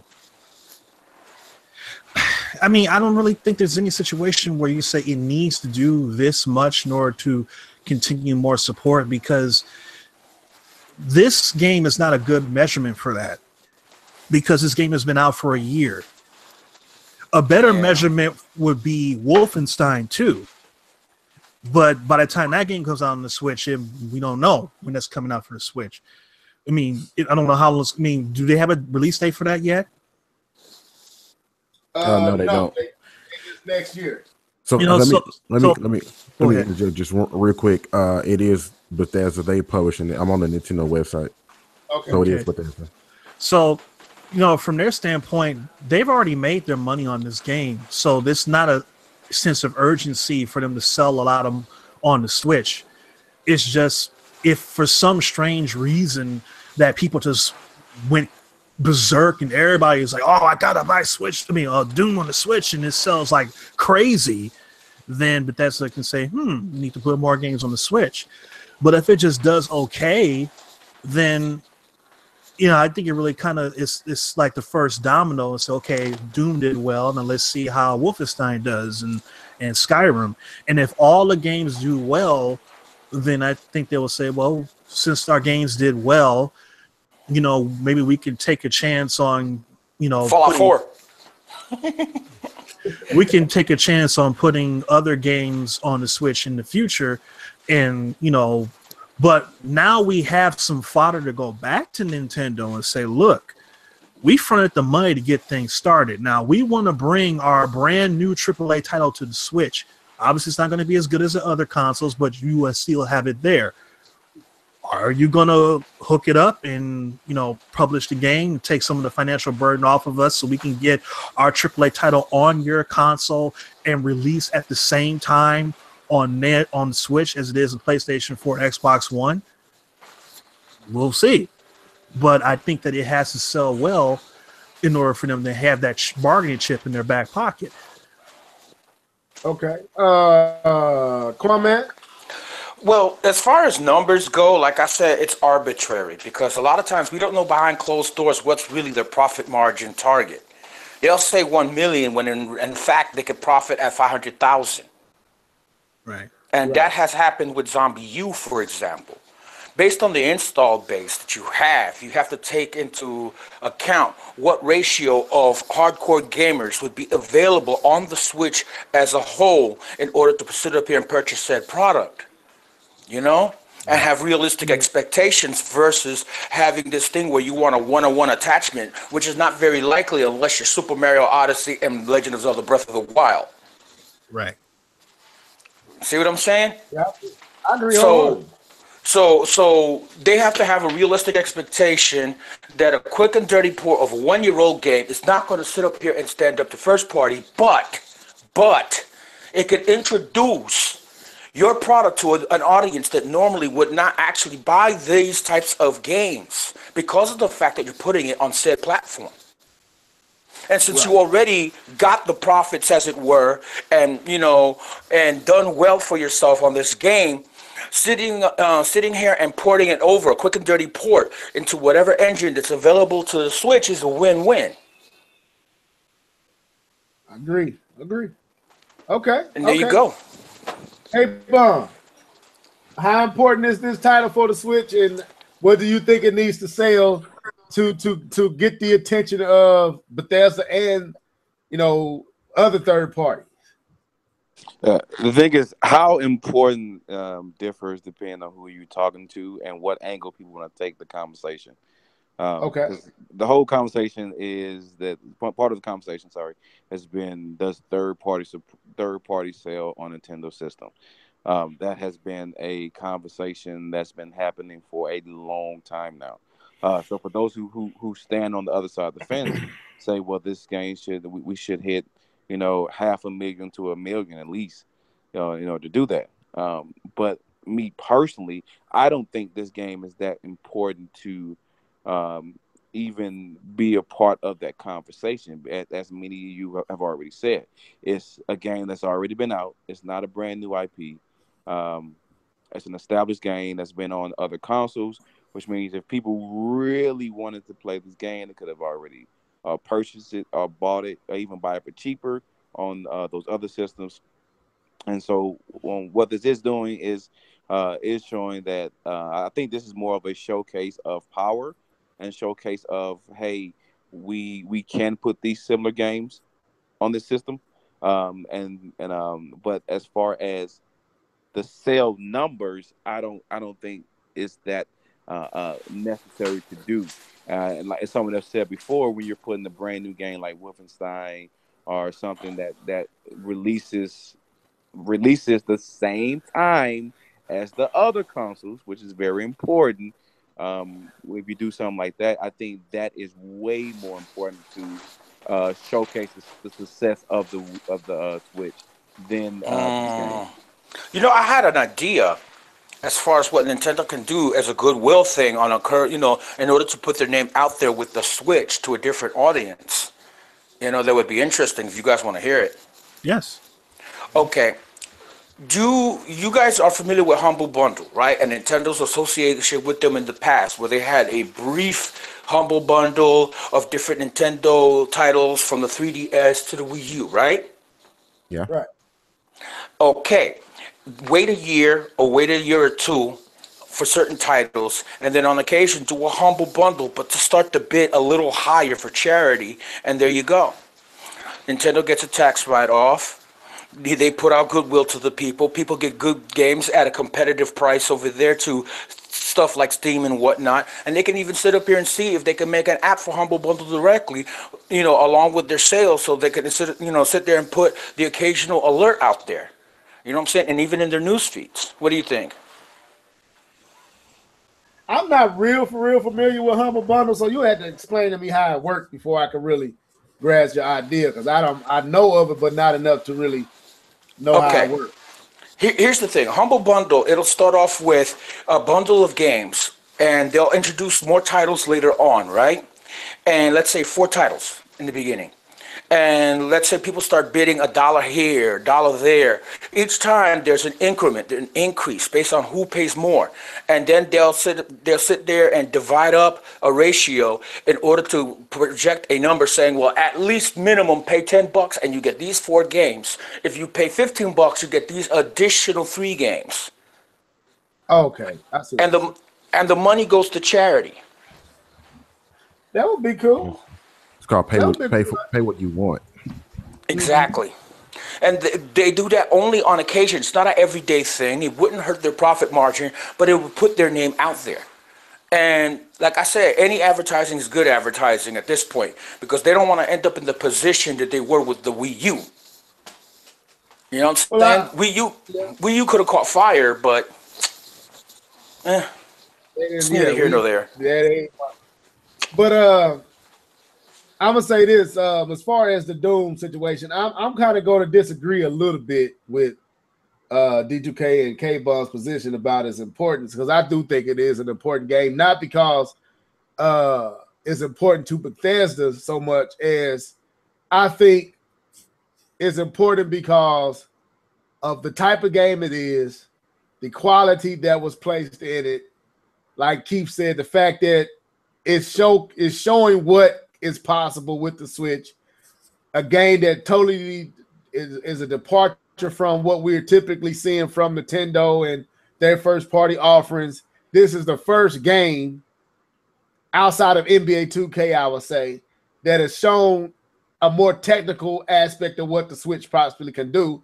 And to see this game running in, like Quan was saying, is a quick port. It wasn't nothing that was, you could tell that this is a quick port, a fast thing, probably a last minute thought. They got it up and running, and here it is. I think it is important. I think that we as Switch owners, I think this thing should do better than Ultra Street Fighters 2. This game should do better in sales than that game, in my opinion. I know that game came at a sweet spot when there wasn't as many games on the Switch when Ultra Street Fighters 2 came, but because of what Ultra Street Fighters 2 is, how old it was, and the fact that it should never have been $30-something, I'm starting to fuss. It should have been 19 or maybe $10 because that game had been out years ago on the 360 and other platforms. I think Doom needs to hit about 500 million. Not wow. 500 million? Not 500 million. Yo. He turned into Dr. Evil. You turned into Dr. Evil there. I didn't catch what I said. 500,000. I think it needs to hit about 500,000 within the first month and a half, 2 months of it being on the marketplace. I think it needs to hit that number. That's what I feel like it should hit. I believe that will show the Activisions and the others, even down to the EAs, that there is an audience that is there for these titles. And I think Doom is the perfect title because it does everything that the other first-person shooters does. Is one of the most impressive of some of them. And even though it's a year old, it's still a very impressive, technically impressive game. And I think that they did a good job of porting it over to the Switch in the time frame that they did. I think about 500,000. Now, I wouldn't go for $1 million. I think that's if they do $1 million, that would be really good. But I think 500,000 is a good number for this game. Okay, so I'm on VG charts, so take this with a grain of salt. The PS4 version of Doom 2016, 2.16 million. Xbox One 1.6 and the PC 0.32. So if the Switch can, I think like you said, if it can do 0.5, I think it'll solidify itself. It should. Right. And the only reason I'm saying that when you see games like Ultra Street Fighter selling 500,000, it's a few other games that I don't think should be selling that much, but it was another game that has already moved that many. Arms. To be honest with you, I didn't think Arms was going to sell over $1 million. I did, and it has sold over $1 million already. So if and no knock at Arms, people, but to me, if we're gonna support ARMS, which we know Nintendo knew that game was a cash grab, it was. Then Doom should sell well on this platform, and I feel like if this game sells well, like 500, like Keith said, about 500,000 before the holiday season is out, we hear that it's up in that range. I think third party is going to take note of that. And then you really gonna see an onslaught of third party, and I'm hoping that NBA 2K18 is doing that too. I don't see that at all. I think that if third party is interested in putting games on the Switch, they're already developing games now. I don't think that they're waiting to see what happens. That's my point. Well, I don't know if they are or not, because because like we've been talking about all night, is that this money is what talks, and this is a game that's already paid for itself, so there's no financial risk to the Bethesda to do this. No, there's no financial risk. When you're talking about Wolfenstein, that is the game. If you want to take a game and say this is the measuring stick to see if third-party support is going to be on the Switch going forward, that is the game that you need to look at, because that is a brand new IP that they have not made their money with at all. And if they put that on the Switch and it sells 500,000, now you're cooking with gas. I agree and I don't agree, but this is why I don't agree. The part that I don't agree with. It don't matter if they put the game out. It don't matter if they made their money on this game. If they put it on Nintendo and they make even more money on the game, it's money that they made on the game. But so that's a huge if, and we just got through saying that you just got through saying that the game only costs $10 and it's a better version, and you can play it right now, and you could have played it last year. Now you're basically saying that you are basically hoping that Nintendo fans who had access to games like this on other consoles, because you own a PlayStation 4, right? Yeah. You own an Xbox One, right? Yes, I do. Do you own it? Well, I don't know if you have a PC. I'm not sure if you said you have a PC. No, I don't have a PC. No. Keith, you have PlayStation 4, don't you? No. What else? You just have the Switch and that's it, or what else do you have? Switch and PC. Switch and PC. Quan, man, what you got? PlayStation 3, GameCube, PlayStation 4, Wii U, computer, Switch, PlayStation Vita, tablet, phone. Let's start with the 8th gen. That's all I'm asking. But you asked, you opened the floodgates. Okay, I should have been more specific. What 8th gen consoles did you got? So hardware. Okay, PlayStation 4, PC, and Switch. Okay, now, but you guys you consider yourselves Nintendo fans, right? Yes. Yes. Okay, so Doom has been out since what, like middle of last year? What time of last year did it come out? I think it was early last year, like May. I think it was May. Like May. Okay. Was that a game that interested you when it came out? I would say it did, but I didn't bite the bullet. You didn't bite the bullet. Yeah. So my question is that I'm not saying that all Nintendo fans think the same, but most Nintendo fans are Nintendo fans for a reason, and it's because they like the type of games that Nintendo makes, and they like the direction that the company is going, and they like the overall feel of the company. And we got 3 Nintendo fans here that just told you that they're Nintendo fans, but they have other consoles, but they prefer Nintendo as their console of choice. You are really making a huge gamble to say the Nintendo fans are going to go out in force to buy a game that's been out for a year that they can buy right now for $10. That's the reason why I say. That's not what I'm saying, D2K. But that's what I'm saying is that if you have a game that's brand new that's coming to the Switch, and fans come out, or Nintendo fans come out and say, hey, we really want to support that, and they sell like 1 million. Let's say Wolfenstein sells 1 million on the Switch. But Wolfenstein, but when it comes out on the Switch, it's not going to be brand new. That's my point. Well, it's good. Well, we don't know. Well, we don't know when it's coming out. It's out. That's what I'm saying. It's out on the PlayStation 4. But it's not. But it's not. It's we don't know. It could be coming out in January on the Switch. We don't know. Let's just say that it comes out sooner rather than later. Or let's just forget about Wolfenstein. Let's just use a brand new. Let's look at a future third-party game that's coming out, and let's say that it comes to the Switch as well. That would be the game that you would target to say, if this game does well, third-party support will fly to Switch, because they would say, look, this game is also on the Xbox One, Xbox One X, PlayStation 4 Pro, PC, yet it's still sold over 1 million on the Switch. So when you look at that as a company, as a third party, you're saying, look, there's something here, because you have better looking versions on other consoles and people still bought over 1 million on the console that probably at that point will have an install base close to where the Wii U is now, which is about 13 to 14 million. That would be something that says, okay, now we can go ahead and start throwing games on the Switch. I don't see that happening with Doom. Not that particular game. Okay. Maybe LA Noir, maybe.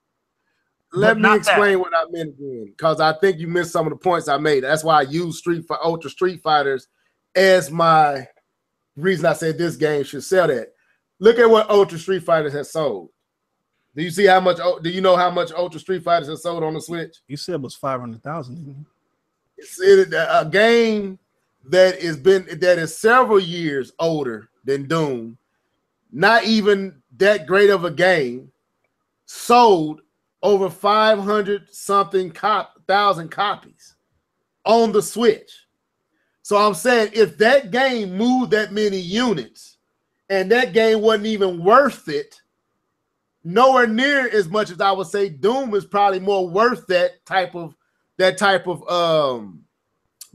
support, then I'm saying, based on that, I'm hoping that Doom gets that type of support. I don't know when Wolfenstein is coming. I also said I hope that NBA 2K18, which released date and date with the other copies, gets the same support, because it's going to say a lot if a game like Doom gets no support, a game like NBA 2K18 gets no support, but an old cheap booty game like Street Fighters did. That's really gonna say something that I don't want to be said of this fan base. Well, those two franchises don't have the pedigree that Street Fighter does, for one thing. Second of all, Street Fighter is a game that fits perfectly on the Switch because it's a game that you can play right now, and that fits into Nintendo's markup as a company. I'm saying that I'm not talking about Street Fighter as a franchise. I'm talking about that particular version of Street Fighter. But you don't have another version of Street Fighter on the Switch. That's the point. If you had Street Fighter Third Strike available, or if you had Street Fighter 5 available, and then you had this that sold 500,000, that would be a point. But you don't have any fighting game at all other than ARMS. I know, that's what I'm trying to say. There are other better at that point when they released, when they released, they could have released a revised version of Street Fighter's Third Strike, the better of the. They could have brought. Well, they should release that Street Fighters. But they should release that everywhere. That's not even about the Switch. They should have been released a revised version of Third Strike. Right, but I'm saying they could have done that. They could have brought Street Fighters 4, updated it for the Switch. The more recent game outside of Street Fighters 5, there was a whole bunch of other Street Fighters that were better than the Street Fighter. Well, they kind of did that already with the 3DS when they had the 3D version of Street Fighter 4. So maybe they said they don't want to do that again. Maybe they don't want to do that again. So that's the reason why they didn't do Street Fighter 4. What I'm saying is that was Capcom throwing you crap, and they got 500-something copies sold from crap. They wasn't trying with that title. That title was so you're saying that we got something. So you're saying the game does not have any quality at all? You're saying the game is terrible? Because I haven't played it. I'm saying I haven't played the Switch version. It's Street Fighter. It's Street Fighters. We let's forget about it's Street Fighters. Of course, it's going to play like it played. What I'm saying is the attitude in which Capcom brought the game over. Capcom brought that game over just to say that they had some on the Switch. It was nothing. It was an old booty game that they had did some touch-ups for the 360 and the PlayStation 3 and didn't even sell it for the price that they sold it to us on the Switch. There was $19 in the PlayStation store. It wasn't even sold as a physical copy. And they brought it to us, didn't do anything to it, and sold it to us for $59.99. And it sold 500-something thousand copies. And I'm like, on GP, if you was willing to go buy that mess that Capcom gave you, then you should be more willing to go buy what Bethesda is giving you with Doom. That's what I'm saying. Yeah, I see the point you're trying to make, the correlation between users going out there and purchasing a game for the Switch. Again, both games are very similar in the fact that they are not new to the gamers, but new to the system that is on, and you expect that same type of return, if not more, for a better game. That right. Users should be. Yeah, so I understand the point. I don't agree with 100%, but I absolutely understand the point. Yeah, the game. I'm looking at the game in like, to me, this game is only a year old. Okay, it came out last year. LA Noir came out what? When did LA Noir come out? That was PS3 days. That was PS3 days. It's older. Skyrim is much older. Yeah, and Skyrim is much older than that. So my point is, Street Fighters wasn't, in my opinion, Street Fighters are Street Fighters, but that game should not have been charged. We should not have been charged $59.99 for that title, for one. And the fact that people went out and bought that title in droves like they did, matter of fact, Capcom mentioned it in there, is what made their sales numbers be what it is today. That and Monster Hunter that they released in Japan on the Switch. So I'm saying, allow me to interject. Go ahead. Okay, what they played on with Street Fighter, if you think about it, the people that could afford the $60 price tag, if that's the price indeed, are the older generation, right? Street Fighter 2 was ubiquitous back in the day. People didn't even remember the first Street Fighter, but Street Fighter 2 stuck in their mind. All the successive iterations stuck in their mind. So you have these people that buy the Switch because they have a nostalgia for the old days of the SNES. The thought of playing an online version of a Street Fighter game that could have easily be found on the SNES is just too tempting to pass for a lot of these people, and that's what Capcom was playing on.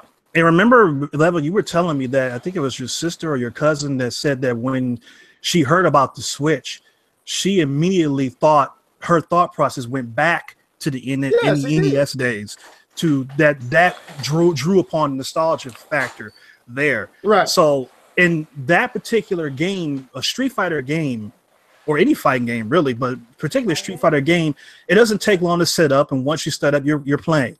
And that's what works in the portable arena, is we have games that you can play and have fun right now. Games that you have to set up and do a whole lot of rigmarole to get to where you're going, they don't do well because you don't have time. You're trying to go somewhere if you're mobile. So, but Nintendo's major first-party games have always been games that are fun instantly. And Street Fighter is a game that fits that mold. And Street Fighter is, I mean, even though it's a Capcom title, there's a lot of history between Street Fighter and Nintendo. I mean, some of the better versions of Street Fighter back in the day were on that Super Nintendo. So, you know, I can see why Nintendo fans, the Switch people on Switch, went and got this game, because the whole thing feels more like nostalgia. It's like a big nostalgia package. And I think that kind of plays into that. I bought it. I'll tell you why I bought it. It wasn't $59.99. I think it was $39.99 if I'm not mistaken. I bought it because I was excited to have a Switch. I had Zelda, and I think that was the other title that came between ARMS. I think it came between Mario Kart 8 and ARMS. Now you don't like, you don't like, by the way. You just said in the comments. I do like ARMS. I like ARMS, but I'm saying. Oh, let's keep the say doesn't like ARMS. Never mind. I'm sorry. No, somebody said they didn't like it. I like ARMS. I just felt like it was a cash grab. After I played it, I felt like it was a cash grab. But I do like it. But I bought it because the Switch was new. I was wanting to buy games for my Switch. But You know, if I had something I else don't there, I wouldn't have bought that game. I don't like arms. I absolutely do not like arms. I love it. I like it to an extent. But go ahead. Why don't you like it? Why don't you like it, Quan, man? Because I love it. He was trolling. Oh, you love it. Oh man, stop it. Anyway, You know let's me. move I on. was trolling. Let's move on from this. But I hope y'all do go out and buy Doom. I hope enough of us buy Doom and Wolfenstein and LA Noir. I hope all these games do well. But I do hope Doom does it. Let's move on. So Super Lucky Tales on the Xbox One X is getting bad reviews or average reviews. And Keith brought up a good thought on it, and I think he's onto something. So the question is, had this game been on the Switch or on, would it have gotten the same treatment? I'm gonna throw this at K-Bomb first, and then Kwame, then D2K, then Keith. Yeah.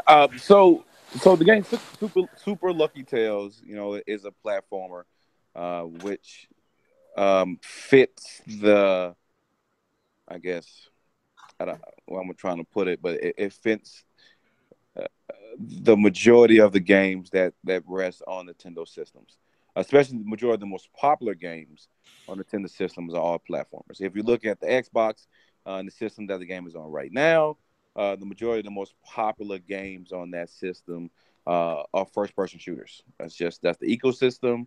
That's the people who buy the system. That's what they like, so that's what they buy.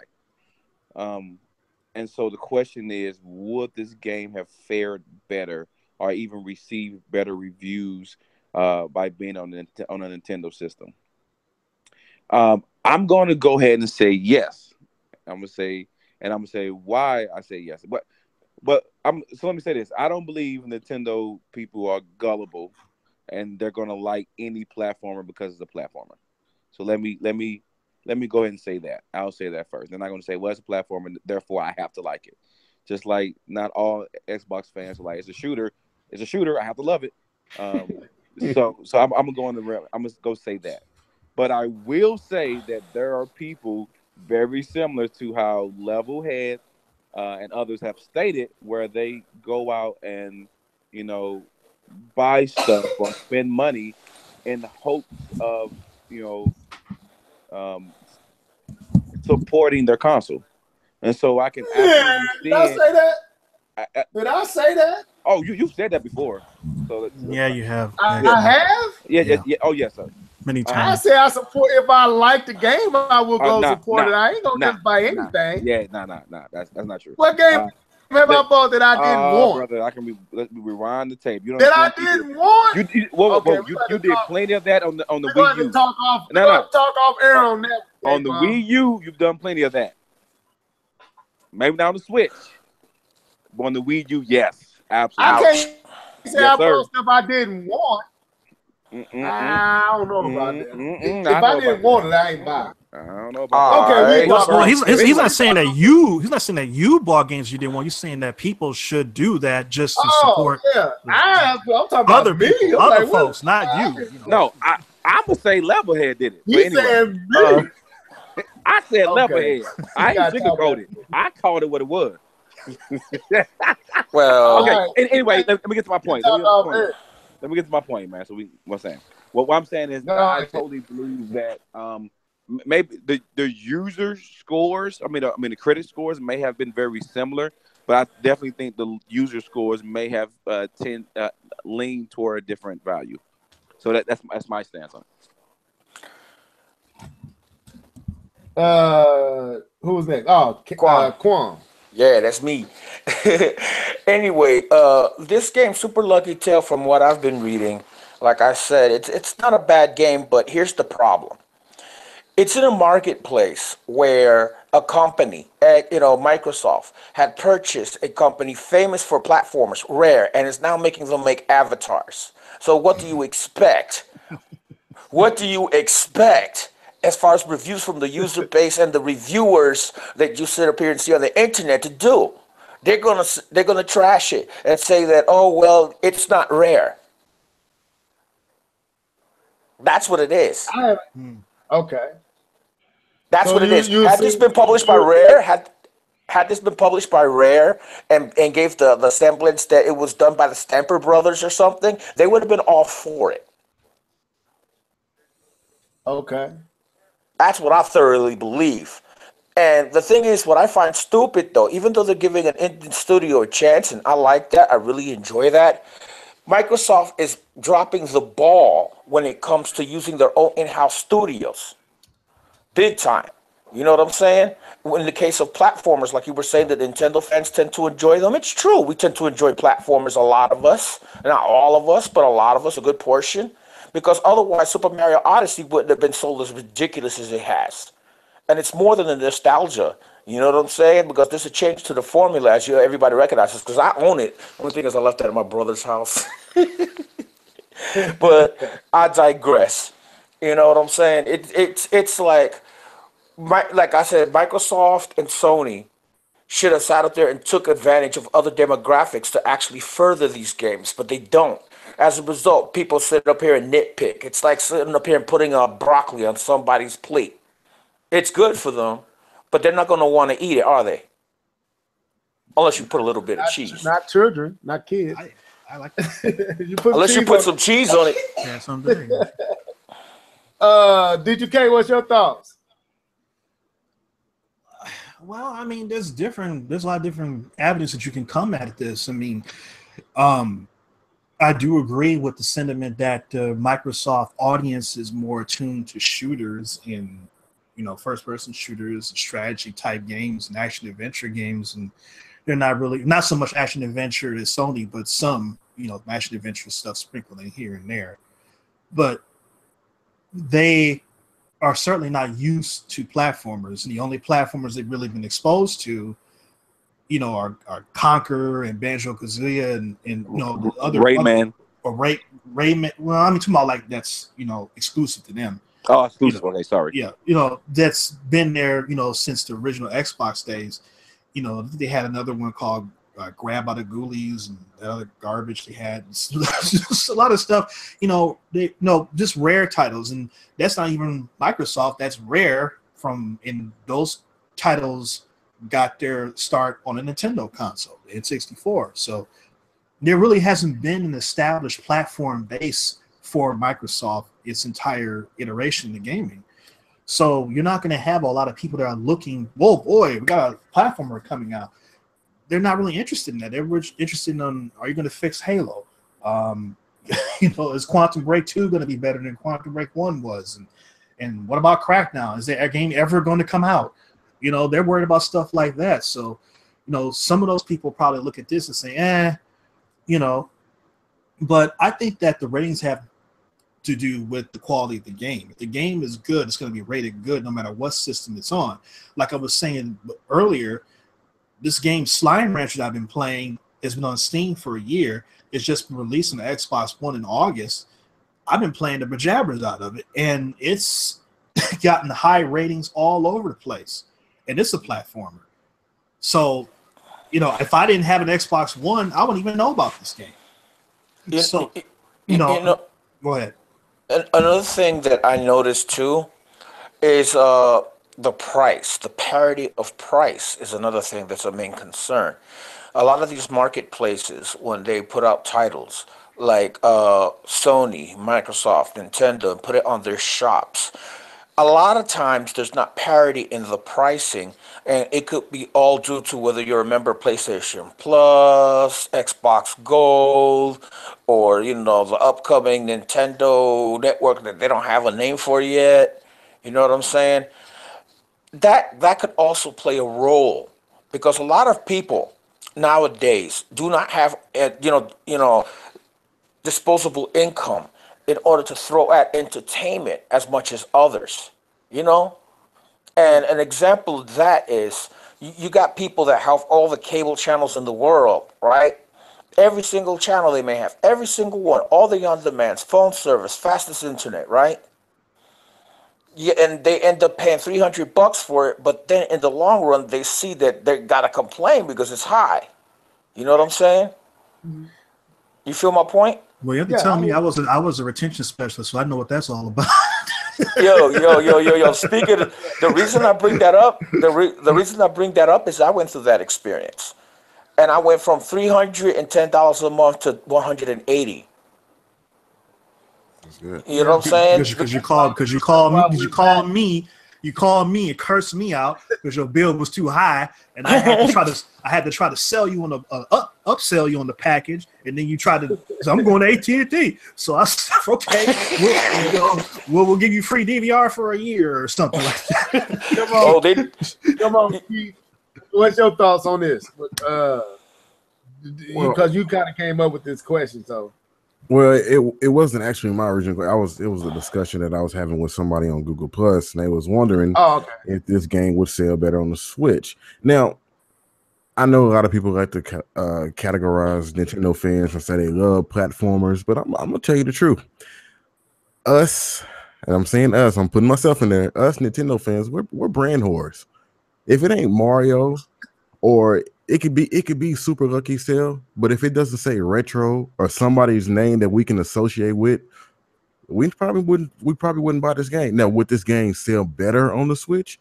I believe it would, but I don't think we would just run out in droves because it's a platformer. We don't just look, oh look, it's a new platformer. We look, who's making this platformer? Is it EAD? Who's actually doing it? And we follow that.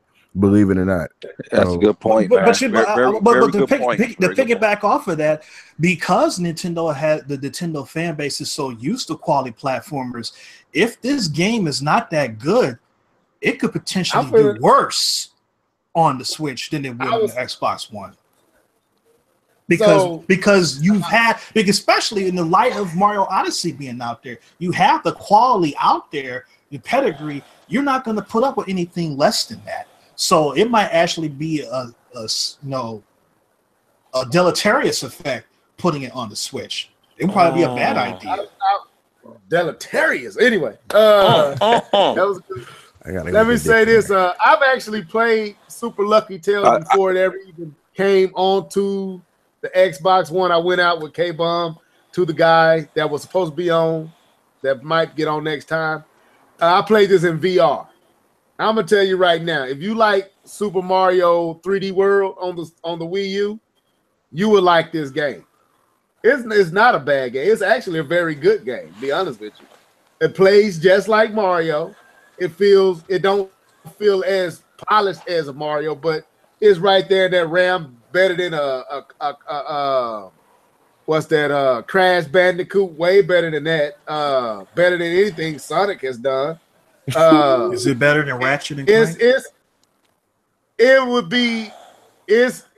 Think Ratchet and Clank with more Mario elements. Okay. Think Ratchet and Clank with more Mario elements and no guns. So it's Banjo-Kazooie. That's what I just pretty much better Banjo-Kazooie. In other words, I love me some Banjo-Kazooie. I miss it. I miss it so much, man. So tears. So my problem with this with what's going on with this title is the same people who reviewed Odyssey is reviewing this title. And oh God, unfair comparison. I played this title. Well, I'm gonna go somewhere with this. No, it's not Odyssey. It ain't nowhere. It is not an Odyssey. But some of the reviews and some of the responses I've been seeing with this game isn't legit because I've played it. It is an actually good game. If Mario Odyssey is a 10, this game is every bit of an 8. It's that good. It's not bad at all.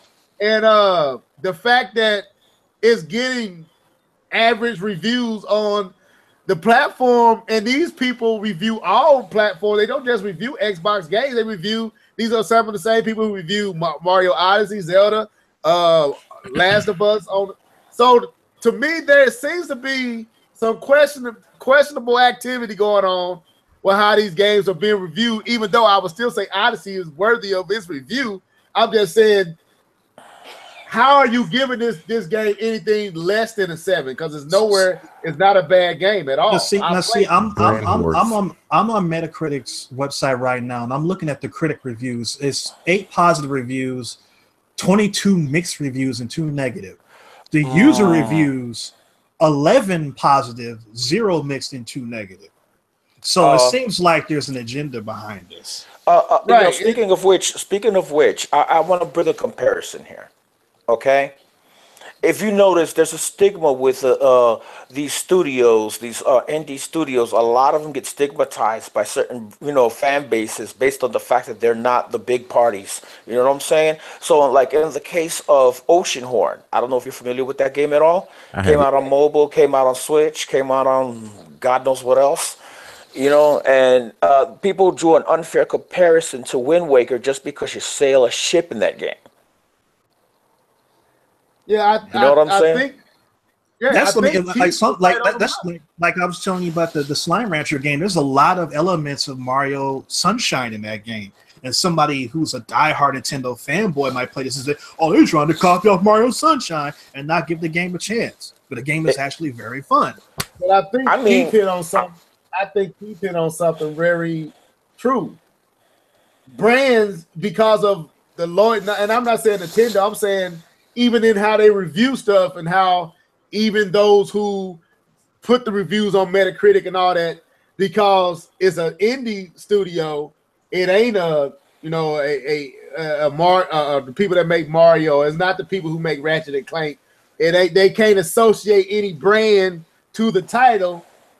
It's like a rookie in the NBA. You getting fouled too, but they ain't gonna call the foul.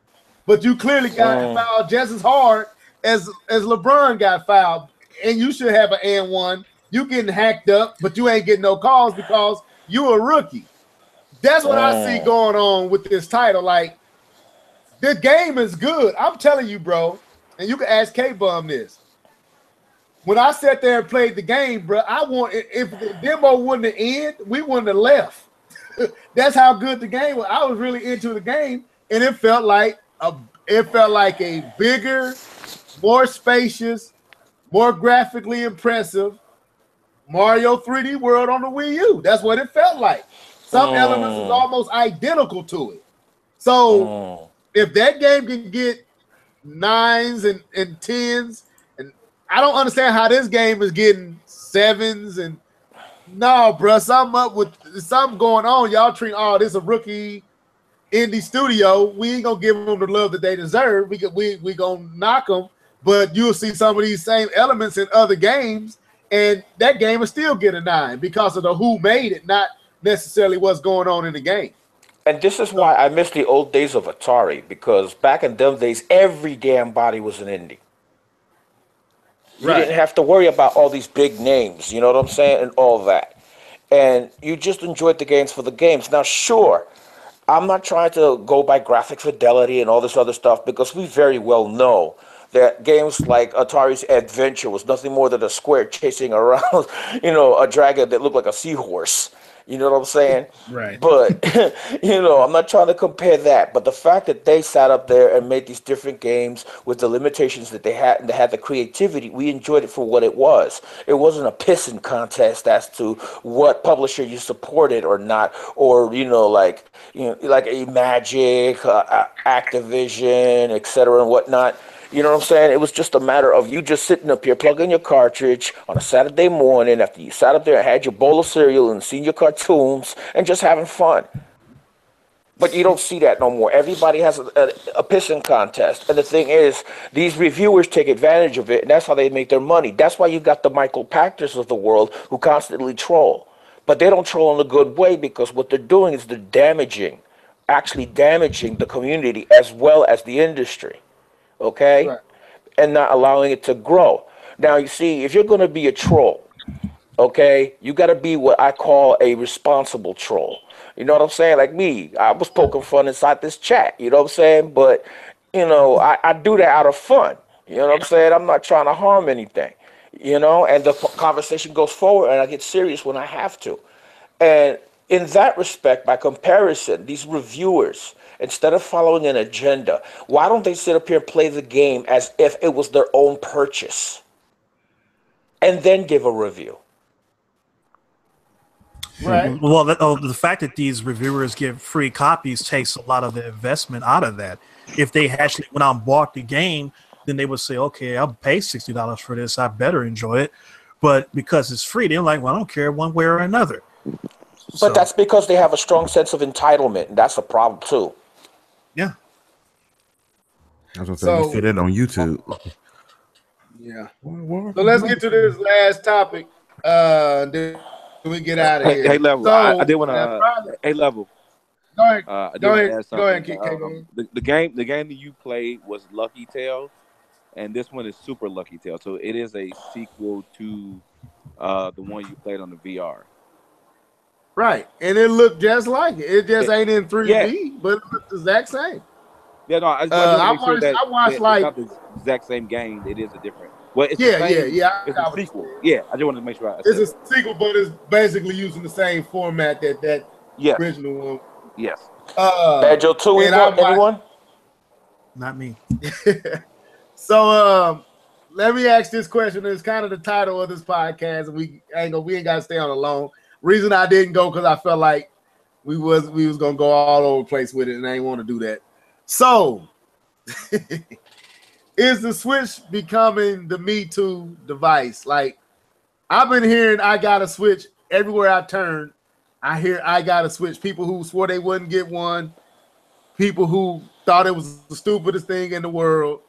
And looking at what has been taking place for the last 8 months, is the Switch the Me Too? Is the Me Too system now? Like, is it the system everybody is wanting now? May I answer? Yeah, go ahead. Okay, here's the way I see it. The Switch is not so much the Me Too system, you know what I'm saying? As far as, many people would say to the degree that it's ubiquitous, you know what I'm saying? Everywhere, it seems that way, but the install base hasn't caught up to it yet, you know what I'm saying? For it to get to that point.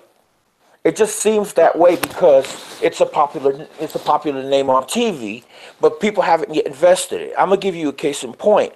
I was hanging out with my buddies out there drinking outside of my apartment building, just chilling on the corner, and 3 guesses what I had inside my hoodie, my Switch. Right. So I busted it out, and one guy was like, "Yo, you got that Mario Kart?" That was the first thing he said. I sat up there and let him play it, right? And then next thing you know, these guys was like, "Yo, I never seen that before. That's a big-ass tablet." I said, "Oh, it's a tablet, but not a tablet like you think. It's the Switch." And then I explained to him the whole thing. You know what I'm saying? And he was cool with that, but he never heard of it before. So their market penetration is not quite enough for you to really say it's a Me Too, if you don't mind me putting it that way. I get what you're saying.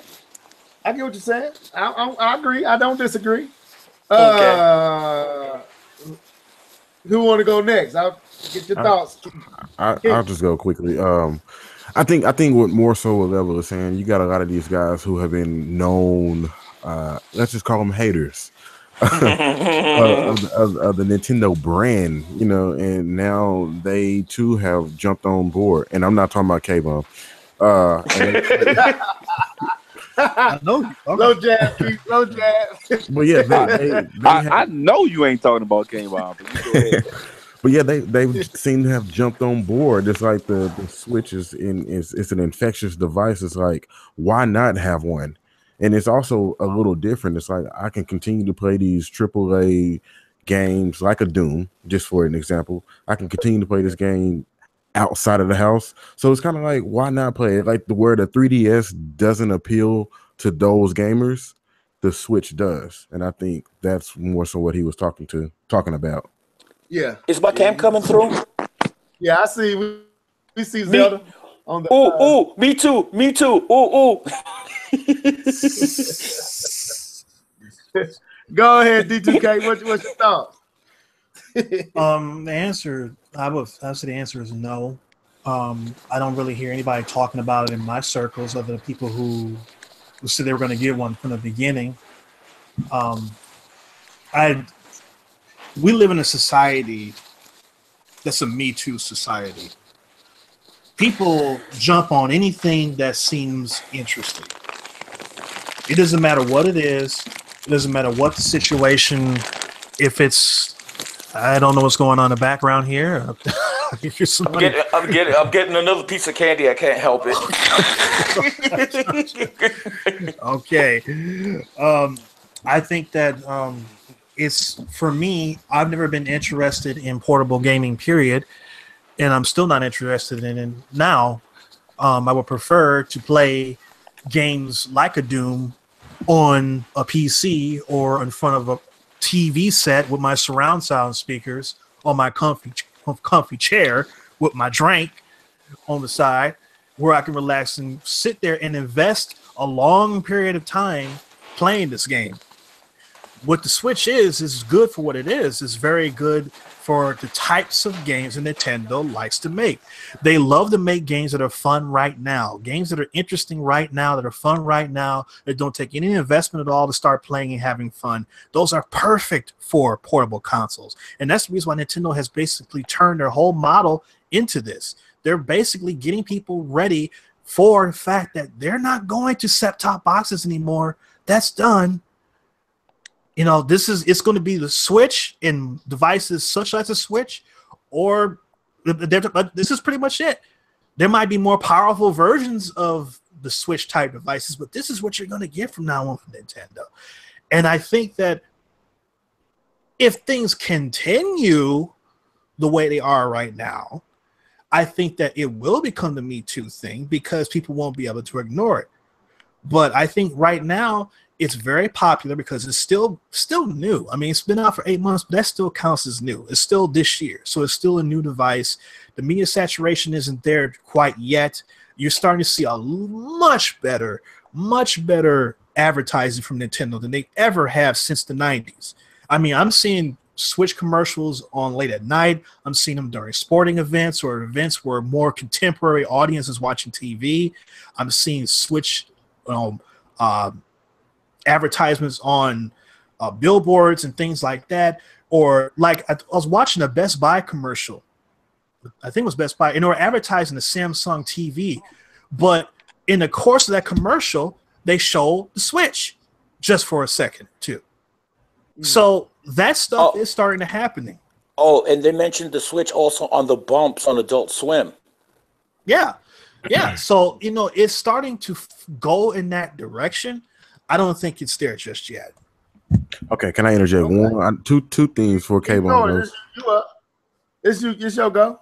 Oh, I had already went, but I thought you hadn't went. First thing, E2K, you absolutely can sit in front of your TV with your surround sound, with your drink, and you can play Doom on the Switch. But I don't want to do that. That's not the thing. That is the thing. I can't. I mean, you're going to compare the Switch to a high-powered monster PC like I have? The goalposts. You said you want to sit in front of your TV with the drink and relax in front of your TV. Well, I've already explained. I know why you don't. I know why you don't. No, we're going to corrupt you. No, because this nah. You know what I got. You know what I got. I know what D2K wants. I know he's saying that the fidelity, but I'm saying based on what you said, you can do that. Second thing. So we're doing semantics now? Yes, sir. Come on, man. You better than that. Come on. Second thing, if D2K gets a Switch, I'm leaving Earth. I'm saying that right now. I'm just gonna leave the planet. I'm gonna go somewhere else. International Space Station, much. You got to worry about going nowhere. not to the second coming. Hey, Bob. Oh, Lord. Was you done, Keith? Yeah, that was it. Oh, okay. Go ahead, K-Bob. I want to get in on this cool topic. Yeah. So I think I would trend to lean towards saying that the Switch is kind of becoming. I don't think it is yet, but I think it is trending towards kind of being a Me Too system. I don't know. There's some things that were talked around me, not about me. When it comes to hating on the Switch, but if anyone goes back and listens to any of those podcasts we did back in January, February, March time frame, you will hear something very similar in everything I said. Is that I want Nintendo to give me a reason to buy a Switch. I said that every podcast, every single time. Not as far as I hated on the Switch, but I wanted them to give me a reason to purchase it. because I did want it, and Levelhead can contest. I talked about Zelda from the time I saw it to the time I actually started playing it. It's something I always wanted to play. I thought, well, that Zelda, not Zelda in general. That Zelda looked good, and I always thought it would be a good game, except for it being way too open. But that's a different story for a different podcast.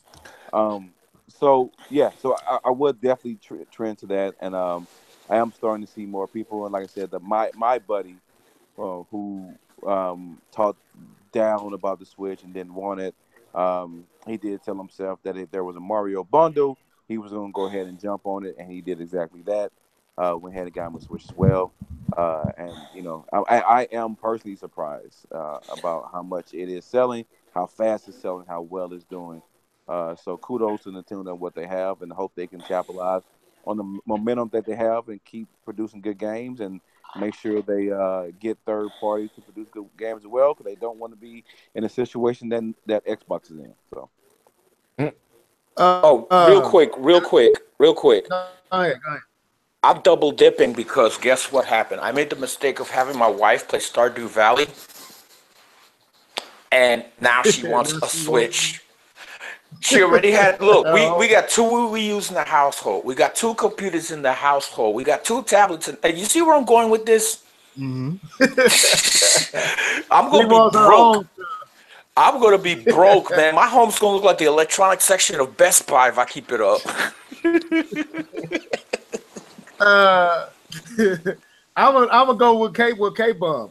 I'm not gonna say it is the Me Too system yet, but I would say that it's becoming it. It is definitely becoming. Like of course, not everyone, and I'm playing on words when I said that in the title.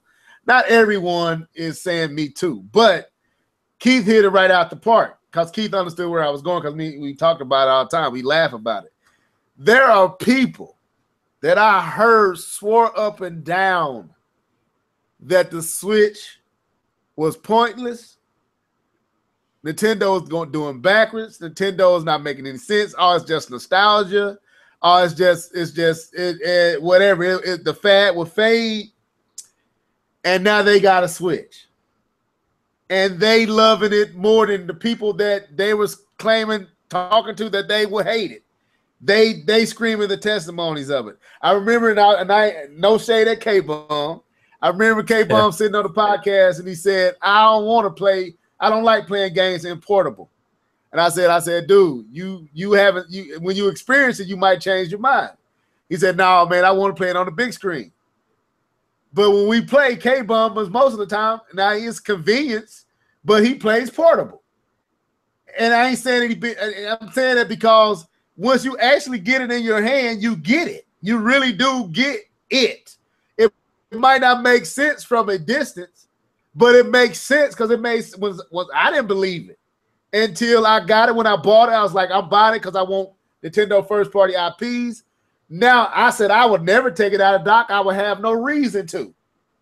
I take it out of the dock all the time now. When my wife said, let's go to the store, it's going with me. You see what I'm saying? So that's why I double dipped on NBA 2K18 because I know now I can take this on the go with me and still play.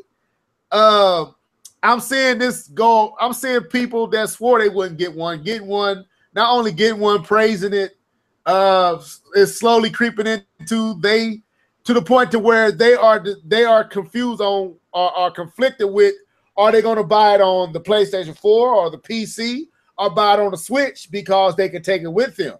So they're choosing to buy games on the Switch because they can take it with them. And it is slowly creeping into a Me Too situation. It really is. So it ain't that yet. I will lean to what like D2K said, but like K-Bum said, it's trending that way. It's trending to a Me Too system.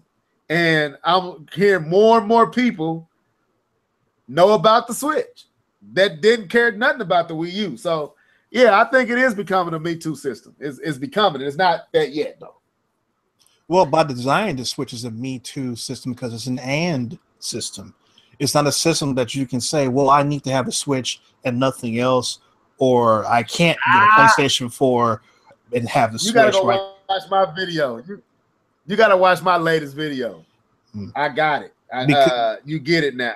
Because that's basically the Switch is what the Wii U was supposed to be, and I've said that many times before. It's a success of what the Wii U could have been and should have been. That's what the Switch is, and it's not something that you don't have to say, "Oh, I'm just going to rock with the Switch." I mean, if you're a Nintendo fan, there's some people that say, "I'm just going to buy the Switch and nothing else," and I hate Sony and I hate Microsoft and I hate PC. Grr. No, not that type. I'm talking about people who say, "Look, I love Nintendo and I love the Switch, but I still love my PlayStation 4. I still love my PC." The Switch has its place. It's in its own space. It's not competing against anybody. Nobody's competing against them because they really can't, because it's a completely unique piece of architecture. Hold on a second. On that note, real quick, just a moment. On that note, I wouldn't call it a Me Too system then, or neither should you. You should call it an aha system, and I'm gonna tell you why. Okay? No, aha. I'm talking about the fact that a lot of people didn't get the Wii U. It was never properly explained, right? Right. It was never properly explained. They only held up the tablet portion of it and not the console. If they would have held up both, people would have got the point. Okay? But in the case of the Switch, you see the commercials fully showing the motion controls, the touch screen, lifting it up from the TV so it goes on the screen itself, putting it back inside the dock. People look at the commercial and everything's already explained in under 30 seconds. You're right. And that's a lot of times, go ahead. And a lot of times without saying a word. A lot of times without even saying a word. And the thing is, there's new things you could discover with the Switch. Like, I'm going to give you an example. A lot of people in the commercial never saw the IR camera in action. And we haven't seen it either. Or we haven't even seen them demonstrate 3D Rumble and the reaction that people have in the commercials. So the people who never experienced a Wii U or Wii or the Switch for that matter can sit up here, play the game, feeling that 3D Rumble, that tactile sensation, and be like, what? Aha. They got it now. Right. Yeah, that's the one thing about the HD Rumbles, that you have to experience that, because you can't really get a sense of that watching somebody else play. You were able to do that with the Wii because you saw that 2000 or 2006 E3 conference instantly. You saw what the Wii was all about, and that was the one time I saw something. I said, "Done, sold." Within 30 seconds of that first sizzle reel, I was like, done. So I know exactly what it is. I want to do that. With the Switch, you had some of the same aspects in the initial console reveal that they had in October, and then you saw more of it in the January conference. And then when people actually got their hands on it, they say, "Hey, so that it's when you can really see." I heard someone say about marketing that if you don't know what something is within 30 seconds, it's a failure.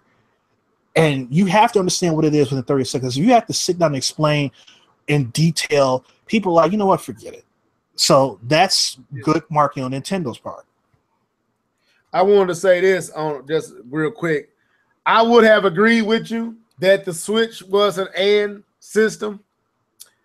But when the Switch is causing people to have to choose which version they're going to buy because of what the Switch offers, it's slowly creeping out of being an and system. I'm not saying that people are going to stop loving their PlayStation 4 or Xbox One or their PC. But when the Switch is altering your purchasing choices based on what the Switch offers you, it's no longer an and thing. First of all, who is that? Who are these people who are saying this? Me. I'm still conflicted. I'm saying it, dude. That's what I'm trying to say, D2K. I'm hearing this with people who swore they wouldn't even get a Switch, got a Switch, and it's altering their sales choices. I've seen it plethora of times in different podcasts I listen to, different YouTubers I follow. Everyone is saying, "Am I going to buy this on my PlayStation 4?" Rich on Review Tech did it. He said, I don't know where I'm going to buy it because Rich Review Tech that's a bad example. I know. Very bad example. That's the one that popped in my head. Wait. So Rich finally did that GoFundMe for his Switch? Probably. No, he bought it day one. I'm being facetious here. I use Rich of Review Tech because I know you know Rich. All the other ones that I can name, you probably wouldn't know. I literally watched the dude today. I don't even know his podcast that well. I just started following him. And he was bringing up the fact that it is altering his sales, his purchase choices. If the game is on the Switch, is he going to buy it on the Switch or the PlayStation 4? I would say I would never have bought NBA 2K18 on the Switch. I would have bought it on the PlayStation 4. And I wouldn't have double dipped because if you know me well and K-Bub know me well, I'm not no double dipper. If I'm getting it on one console, that's where I got it. Only reason I double dip is because I know, like, I got to go out of town this weekend. I can take 2K18 with me when I go on my trip. It forced me to buy the Switch version and the PlayStation 4 version. And I was going to hold off on the PlayStation version. The only reason I bought it is because K-Bub didn't want to play online. So I made sure to get that one too. So it was the end purchase for me. Not the Switch version was going to be the only one I was going to get. But my son wanted it, and K-Bub was talking about getting online, so I bought it. So I'm seeing a lot of people literally altering where they're going to buy a game if it's on the Switch. Well, the thing is that you don't have to do that because you can, if you already own two consoles anyway, you know, it depends on the individual whether or not you feel that taking it on the go is that much of a plus over buying it, you know, on your console that you already have, you've had for years. It depends on the individual. For some people, it's certain types of games, taking it on the go is not an advantage. But a game like a sports game, like NBA 2K, or a fighting game like a Street Fighter, or all the types of games Nintendo like to make, that games that are fun right now, games that you can engage right now, I can see the appeal of wanting to play it because when, like, all the stuff that you guys do on NBA 2K, you guys get into it. You guys create characters and teams and all that type of stuff. You know, there's a lot of stuff that you want to keep going. You don't want to get rusty and then somebody come over and put the brakes on you. So you want to keep playing it as much as you can. So that's a good example of a game that you will want to have on the go because you will. I mean, if you know, now, well, here's a question, K-Bob. Would you have Madden for the Switch? Probably not. Ouch. Because one is who I'm playing with, and two is controls. What's wrong with the controls? I don't like the controls of the controllers of the Switch. And what's very important is muscle memory and reaction and comfort with control and millisecond reactions to playing the football game. And so, in other words, he used to playing it on the PlayStation 4, and he needs to get him a Pro controller. No, I do need a Pro controller because I play 2K on the Switch, and I was like, I don't like this at all because you have to retrain your brain and muscle memory, and it didn't feel well to me playing 2K. To that point, I would say that the first time I played the Switch was with the Pro controller, and I thought the Pro controller felt excellent. When I played Mario Odyssey, I think it was last week, I played on a little Joy-Con controller, and I'm like, this feels terrible. Oh my God, this is awful. I got to tell you something. You got to get. Okay, go ahead. Let me add something. Going back to what D2K said and what K-Bun was saying, I don't play the quick to play game. Like the game that made me take my system out of the dock, and I never took it out until this game, was Mario versus Rabbids. And that's not a game that you jump in. That's not a quick. That's a strategy. You really get. That's what I could not stop. I was like, no. My wife's like, I need to run to Walmart. Like, I ain't trying to go nowhere. I'm like, I'm taking this. Is that a game that you're wandering around aimlessly trying to figure out what's next to do, or do you already know what you have to do and there's just different aspects of the game and it's not just one linear thing? You have to do a little bit of this, a little bit of that, a little bit of this, a little bit of that, and here and here and here and here. To me, Mario versus Rabbids is a very engaging strategies, tactical game.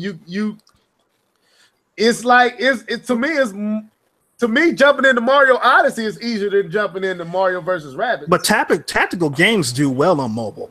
I mean, they do real well on mobile. So that's that's not something that's surprising. This is why they need to bring MOBAs. This is why they need to bring MOBAs, RTSs, They're working on TBSs, the full nine. I mean, even games like Diablo and Nox. Nox, I would love to see a remaster of that sucker on the Switch. That would be incredible. I don't know if you're familiar with Westwood Studios and Nox. It's a good game. But yeah, stuff like that, and to take advantage of all the control options that they have and not make them obligatory but optional.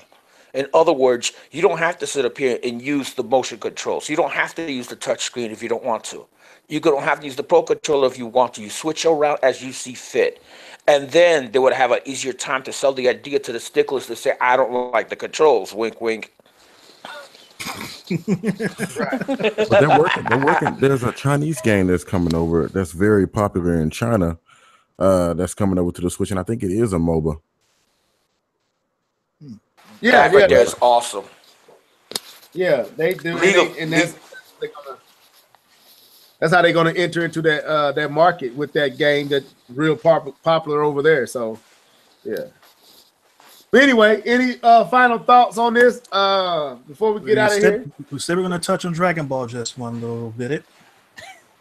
Oh Lord, here we go. What's your I know it's with Khalifa. Is that how you say his name? Kefla. Listen, Keflar. real quick. As long as it's not like one of those episodes of Dragon Ball where they sit up here and take 4 episodes for him to actually do one Kamehameha, I'll be fine with it. Tune in next with the Dragon Ball Z when Goku completes the second part of this maneuver.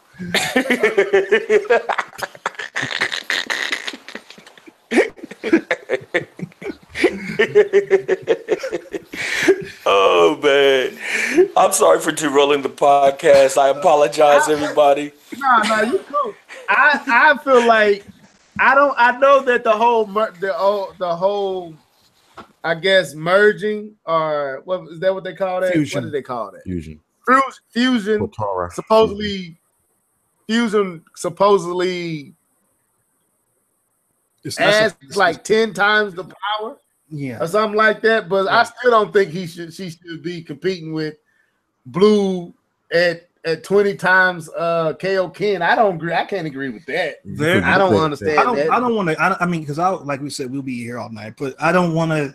I just basically look at it this way: is that I don't take this anime seriously anymore. I just watch it because I have nothing else to do on Saturday night. So that's only. I don't take Dragon Ball Super seriously in any way, shape, or form at all. The anime is a joke now. It's just for kicks and giggles, and that's how I decided to take it, because they've already shown me multiple times that they can care less about continuity. They can care less about anything that makes a lick of sense. Even things, it's not just them going against things that happen in Dragon Ball Z. They're going against things that they have that they just talked about 3-4 episodes ago, and they're doing the opposite of that. And it's like, and there's no explanation as to why. It's almost like they're literally writing the script as they go. Like they're throwing stuff against the wall and say, okay, let's see if this works. Well, let's see if this gets a rise out of people. They literally have said that we're doing this to troll people on purpose. Oh, Lord. So I'm like, you know what? Fine. I'm not going to take you seriously. You're not taking yourself seriously. I'm not taking you seriously. I'm enjoying it, even though I can't rock with the whole reason why they letting her compete with him. I'm still enjoying it, especially the last one. They animated that really, really good. And I'm just intrigued with this whole. I'm intrigued with this whole Ultra Instinct. I like it. I want to see where they go with this. So there's enough stuff there that is entertaining enough for me to stay with it and not really get mad at it. I understand this. I feel what you're saying, D2K. I agree with what you're saying. There ain't no continuities. A lot of this ain't making sense. How Goku was able to get his power back in under 20 minutes when in any other episode when he got beat up, he was out for days. People are flying. You're not supposed to be able to fly. You're not supposed to be able to use weapons. You're not supposed to be able to use. Fusion's not supposed to be allowed. Right. So there's a lot of stuff that don't make any sense, but I can't lie. I'm enjoying it. I'm looking forward to it every weekend. So You know, I'm gonna say this much. Any anime that can have a robot fart to attack somebody is aces with me.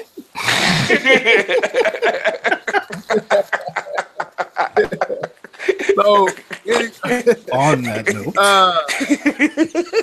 so anyway, 1 minute. So well. Anyway, I'm gonna let y'all guys sign out outside of D2K because Knight Rider doesn't sign out. He's always on. K-Bub 20. Go ahead and say your final words, bro. Cool. Yeah. So I was just left in the comments section. I know people listen to podcasts after a little bit later won't be in the comment section, but I was just looking at the Hulu on my Switch, and it really made me suggest that they need to get YouTube on this thing stat, so I can be gaming on my PlayStation and still looking at YouTube on my Switch, and still being able to do all this all at once. And so they need to get YouTube on this thing stat, because I think that will allow me to use my Switch a whole lot more. It would be a whole lot more mobile if it was on there. So that's me selling out, is get some YouTube on this thing so we can make this work. Yeah, I ain't even. I know that it's on there. I got to go up there and actually check it out, man. I think I got a Hulu account, if I'm not mistaken. Dang, you know you spending a lot of money when you can't even remember that you got an online account that's over here being charged monthly. Let me explain. I'm not paying for it when you got family members who got access. I just don't remember if I know the code. All I got. Oh, I'm sorry.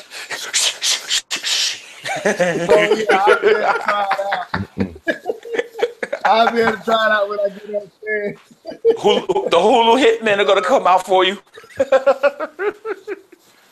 I want to check it out, man. What's up, Active Gamer Life in the comments? See him down there in the chat saying the Hulu is great. I'm going to check it out as soon as I get off of here, man. I'm going up there. Tomorrow I'll be on that Doom and Odyssey, that Goddessy. I'll be doing really good, man. Doris, go ahead and sign out. People, it was a great podcast. I just made it to the. Can I say that? I'm playing Mario Odyssey right now. I just made it to somewhere. Dude, you better not be past the stage. You just sit through the class, man. That's while y'all were talking, you ain't get off. I was playing the game, man. You know, I had to do it. Nintendo, stop ripping people off. I know we didn't get a chance to talk about this. We didn't get to that. Stop ripping people off with the SanDisk, charging $200 for 128 gigs for a micro SD card. Don't do that. Don't do that. $70. Listen, $79 for a 200 gigabyte. Okay, over there, Amazon for the win. There you go. Look it up.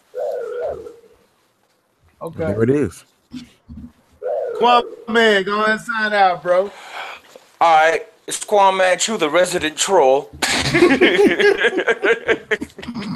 lurking under the bridge over here in the podcast, trying to snatch out the goats. Anyway, lost it. Anyway, you know, I'm a member of Gamers at Large. We're doing our thing on the podcast, getting that thing going. I'm gonna get some videos going using my phone because my computer died on me thanks to my graphics card sitting up here and doing deuces, Ivan. I'm see you later. Anyway, as I always say, whatever's clever. All right, I'll speak for me and D2K. This has been a good podcast. I enjoyed it. I'm looking forward to hearing some more. I got me a Switch too. But I'm enjoying it, man. I will be on the road. I'll probably let my wife drive so I can play Doom as we hit the road. Okay, but I might be in your neck of the woods tomorrow, bro. I mean, well, Saturday I'll be in your neck of the woods. So For sure. I don't know if I'll be able to get up with you, but I just want you to let you know I'll be around that area. So For sure. I'm going to a baby shower. And my wife has basically been hitting at me not going because she don't want me to really go. That's what I think it is. So I'm taking my Switch and I'll be up there, man. So if I get a chance to, I hit you up and see what you own. See if I might be able to get around that to you or something. But anyway, this has been the Live and Level Gamers podcast. We went extra long for your listening pleasure. Shouts out to everyone that was in the live chat. Share this with your friends. Till next time, folks. Deuces. And no music at the end because I didn't load none. Peace.